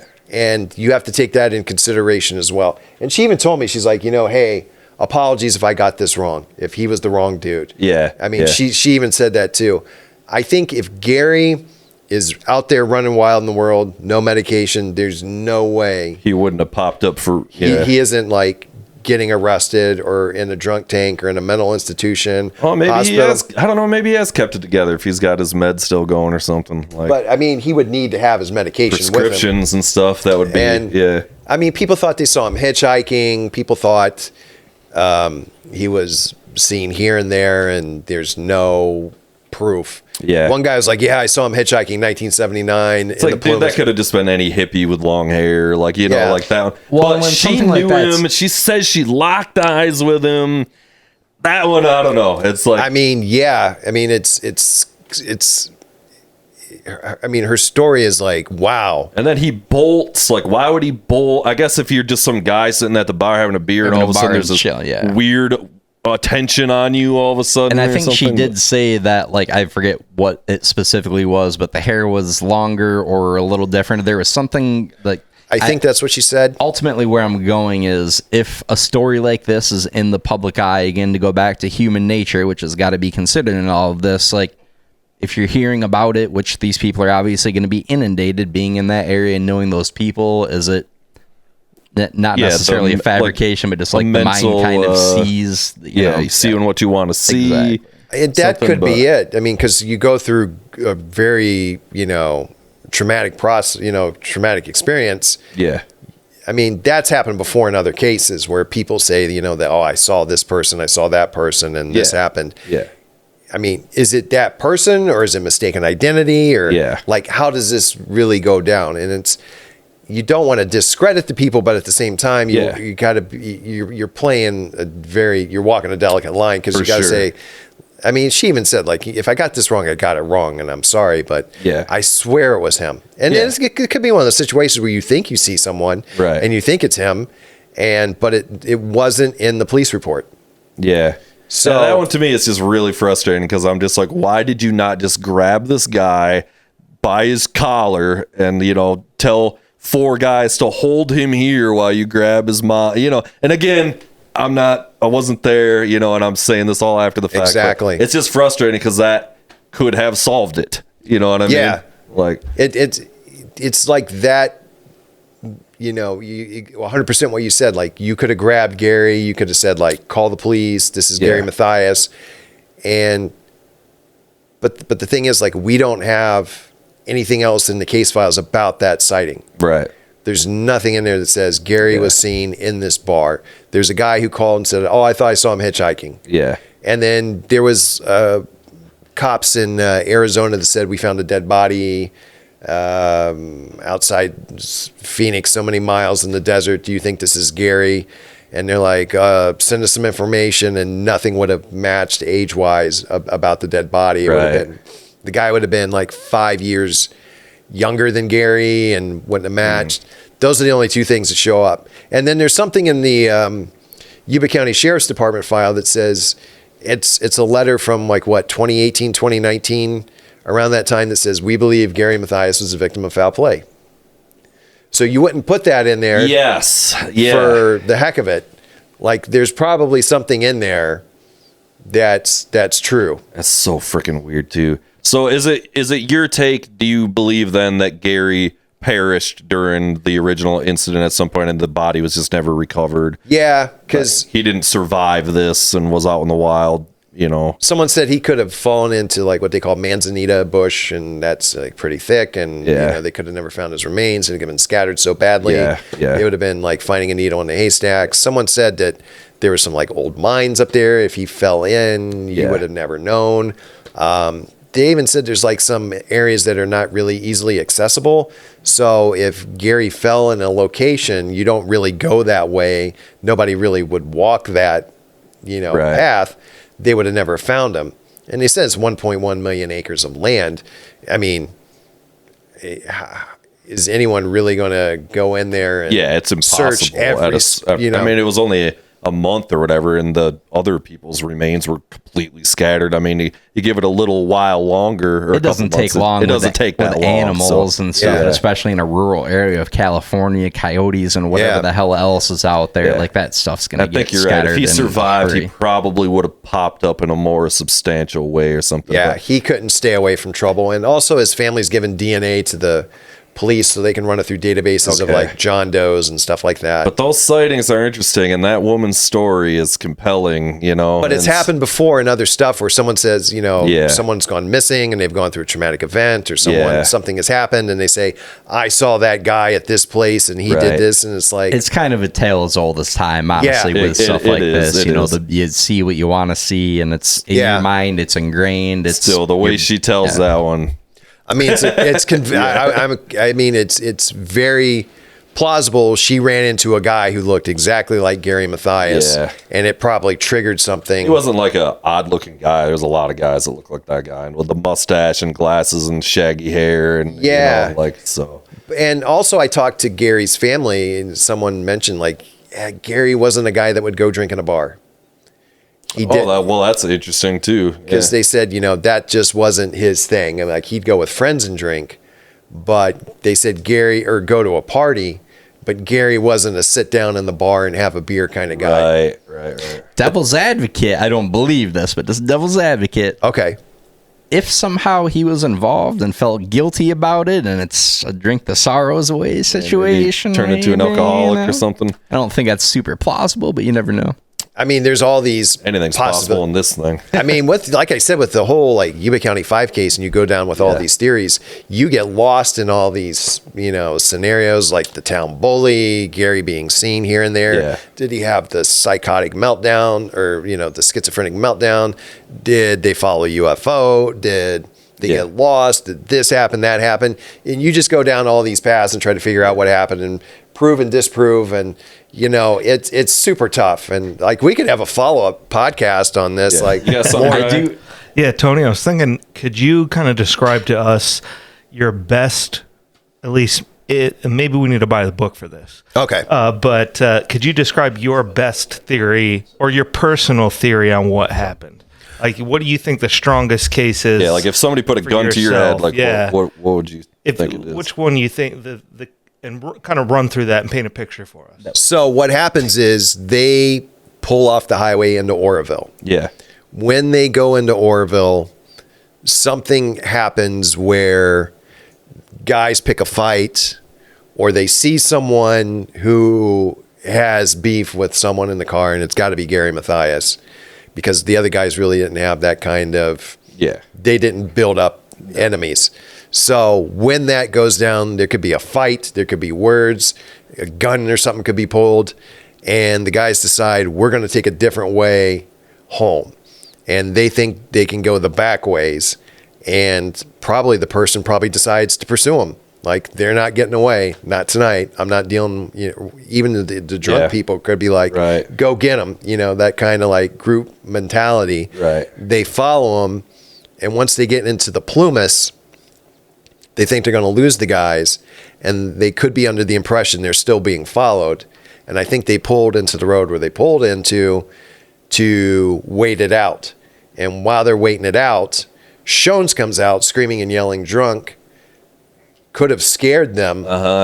And they get out of the car thinking that could be someone who's part of the group that's coming after them. Makes a lot of sense, yeah. And then they go into the woods, and then from there, they're exposed. Could be some other kind of meth guys coming out of the woodwork to wonder, what are you guys doing up here at 2 a.m? Like we talked about that or something. It gets so crazy and it gets so frustrating. It's because you just can't get lost, because it's not just a wrong turn. It's like a series of driving through Oroville is a series of twists and turns. And oddly, in that way, it could have almost been a multifaceted thing, right? Maybe there was some minor altercation that takes place, which initially scares them, which leads them down this road, at which point a subsequent completely unrelated event takes place, like i.e. some meth head comes out cooking stuff, or some marijuana guy or whatever. Get the fuck out of here, start firing shells to scare him away. They then flee from that situation. So maybe it's a confluence of totally unrelated things that just work out in the most unfortunate way possible. An unfortunate series of events. What's the thing? Lemony Snicket. It's like all these things happening at once. And I go back to Oroville. I think something happened in that town. Okay. Because had they not, you just have to exit the highway to get into Oroville. And then you have to drive through the town of Oroville to get to the Oroville-Quincy Highway, cross the bridge, get up into the Plumas. So you got to do all this driving, and you're doing it because you got lost? I don't buy that. I don't think anybody does, To piggyback... Oh, sorry, go ahead, man. Because if you go through Oroville, someone could have been like, this is Oroville. What are we doing here? Get back on the highway. Just go back the way you went, and we'll connect to, 70 or, Because I don't think they're on 99. Because they would have had to made one hell of a... shoot off to the east. They had to be on 70 for a reason. And the reason was they wanted to go to Oroville to do something. And when they get to Oroville, everything just goes bananas. To go off of B-Dub's question a little bit, did you get a feeling when you were talking to the officers up there, again, this is obviously a different regime than that was there at the time, but between like the case files and anybody that you spoke to, did you get a feeling from different people on law enforcement? Like, we obviously have no idea, but if we're behind the scenes speculating, I think this is what happened. And then part B to that is, did you get a sense from the families? Is there a consensus view from the families as to what took place, or is it kind of all over the map between these folks? So law enforcement, their belief is it was either Gary Mathias went crazy or they got lost. That's the feeling I get. Something, it was Gary related or it was getting lost. The families, it's like the town bully theory. That's the strong theory I hear. It's someone forced them that way. It was foul play. I would say, I didn't talk to the Sterling family because they've been out of the spotlight for a long time. But their thing is, something went wrong that night. It was foul play. We don't know exactly what happened. We've got some suspects in our head, but these guys would not have ended up where they were just because they got lost. And are there some family members who were suspicious of Gary? Yeah. I mean, I'm not going to sugarcoat it. Yeah, there are people who are still suspicious of Gary. But it seems to be the main theory that people have is foul play. Yeah. But, forming the foul play theory involves like, well, there's the bully, or there's like some, bad actors in town, or there's just some random drunk person, or they got chased by some road rage person at the time. Right. Or maybe someone thought they saw maybe they saw something they shouldn't have, and then it just, falls apart. Like I you think said, they it's were like trying to get that Montego. something was That going it, on, man. But yeah, they needed that car. But yeah, I get the feeling from law enforcement, it's they got lost, or Mathias went crazy, and then with the families, it's the foul play theory. So it's not a UFO. Not a UFO. That's really what all this has come down to. So, Yeah, because people have asked, like, if they saw a UFO, but the families are like, no, there's no UFO here. I mean, I was thinking more abducted by the UFO, then put back. That's why they found them later in the trailers. there are That's some where my- people who have thought that they went through. Sasquatch is Travis probably Walton there. scenario. Someone's, I don't want to say they like no clipped into the back rooms, but someone thought they like went through a portal. There you go. Yeah. Someone asked that once. They're like, did they go through a portal and then get teleported to another portal? I'm like, how is this helping? Yes. I've got to ask the question here. So Yep. it seems like you know about as much about this case as most human beings on the planet, upper percentile to be sure. Yeah. Magic wand question. Yeah. You have a magic wand. You Yeah. get to wave it, and you are afforded one piece of evidence that has not yet been discovered. Okay. What is the linchpin piece of evidence that you Damn. would say, like, give me this, and this is the key to the kingdom? These are hard-hitting questions. Yeah. on Yeah, see, Dangerville this one's podcast, tough. Like, gentlemen. wow. Yes, It's one of those yes. times where you wish you had like GPS in the car.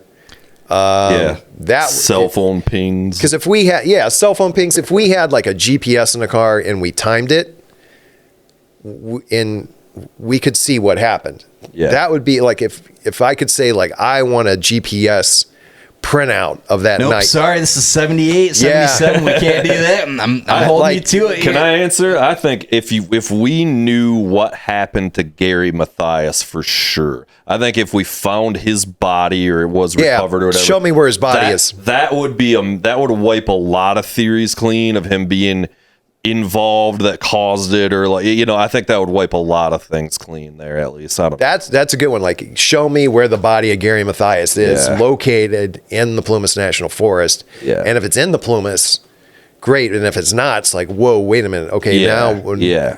yeah, that's a good one. Like, where is Gary? Yeah, Time to dredge the lake. maybe They did. be. They tried that in Did they? '78. They said like, Really? oh, we're going to dredge the lake, Right. And then the water levels dropped big time during the drought, and they found stuff in Lake Oroville. I don't know if they found any remains, but you would find remains if you could. But then again, I mean, Lake Oroville probably hasn't been fully, checked. Yeah. And then now the water levels are way back up because of all the rain and snow. But yeah, I mean, the magic wand, find Gary. I think another answer to that question, if I had a magic wand, I would get the Montego, but then I would just drive away in the Montego.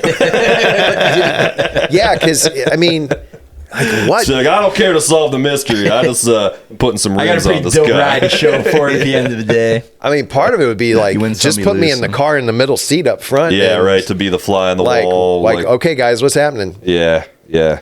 I mean, like I said, it's a journey into madness, and It truly is. It truly is. I mean- Tim Bernal described it like that a bunch of times. That was his favorite way to. Yeah. So shout out to Tim for putting you on there. I love his show. So Thank you. Where's the best place for people to get your book? Like that benefits you the most? Amazon. So just Amazon's the way to do Yeah, it. and you can go to Genius Book Publishing and get it directly from there. Okay. Of course, we're going to take a small but reasonable cut of any Yeah, sales any sales off this. emanating from this Barnes episode. and, Is Barnes what and we Noble expect, sells yep. the book too. Is it in store? Not here for some reason. That would be so cool, man. The company is based out of Milwaukee, and there's a Barnes and Noble near Milwaukee that does have it. Nice. So There's but the local guys here. Is it Schuler's or something? I've asked Schuler's and Right. Books and Mortar if they could put it on the shelves. I don't know if they have yet. I would definitely go through them and Yeah. ask as well. So if you're in That- Grand that would Rapids, Get on it, you cool. bastards. Yeah, Come on. come What on. are you doing? Schuler's, Dragging your feet on Books this. and Mortar, yeah, but definitely Amazon's the easiest place to get it. Okay. because you can, if you got a Kindle, you can definitely get the Kindle version for a Excellent. great price, and also you can use Prime and get it the next day. Audiobook available? I've got to ask the Rogan question. Is there an audiobook available? That's I the asked that next too already, if That's you the remember. next big step is to get the audiobook completed. But that whole process is, man, unbelievable. I don't want you to talk to me after this. All right, sounds good. You saw the microphones. I saw the setup. We Yeah. could get it done. Let's get her done. We'll do it tonight. Let's go. I don't know. I guess my last question probably is, well, a couple things, man. First of all, thank you so much for coming. Well, thanks for having me. This has been awesome. We for sure could do another podcast just about this, but I'd also love to talk to you about I know you're interested in other mysteries and all kinds of crazy shit too. So Yeah, I like mysteries, music. So I know we're into a lot of the same things. So we would definitely love to just have I'm you here. back and just talk. I got to jump talk in with shit. a bonus last question. What's next on the Wow. horizon for you, man? Yeah, that's what I was an gonna ask arc. you, yeah. Oh, I stole your thunder. I'm did, sorry, you did. man. No, I mean, still, I mean, I'm doing more book stuff, book Yeah. tour stuff, and presentations. I'm going to CrimeCon in Nashville at the Nice. end of the month, and then doing some book presentations at libraries. So Yeah. Are But you going to then like write another book, you think? Or, there's like- one that I'm like not really started working on. Okay. We've got the approval from the family. It's just one of those things where we can't say anything about it because it's still an ongoing investigation. It's the biography of Joseph Schones. Isn't Yeah, it? that man. But You're yeah, here for first folks. yeah. But getting it done and getting out there, I'm ready for eventually get into something. Just not quite yet, but we're moving slowly with this next. So book. the seed is planted. though, The on seed what is you're doing. planted. We've got the Excellent. okay. Can't say anything about it because it's Yeah. it's a cold case, but it's something where we feel like it's moving towards being solved. Also, candidly, I'm going to rip the idea and beat you to the punch if you say it right here. So it's a wise decision on your part. Yeah, my don't, friend. Yes. don't say it. We'll, Yeah. he'll steal it. So. Yeah, it's all good. All right. Thank you so much, dude. Hey, thank get you. the book, everybody. I'm definitely Please. getting the book.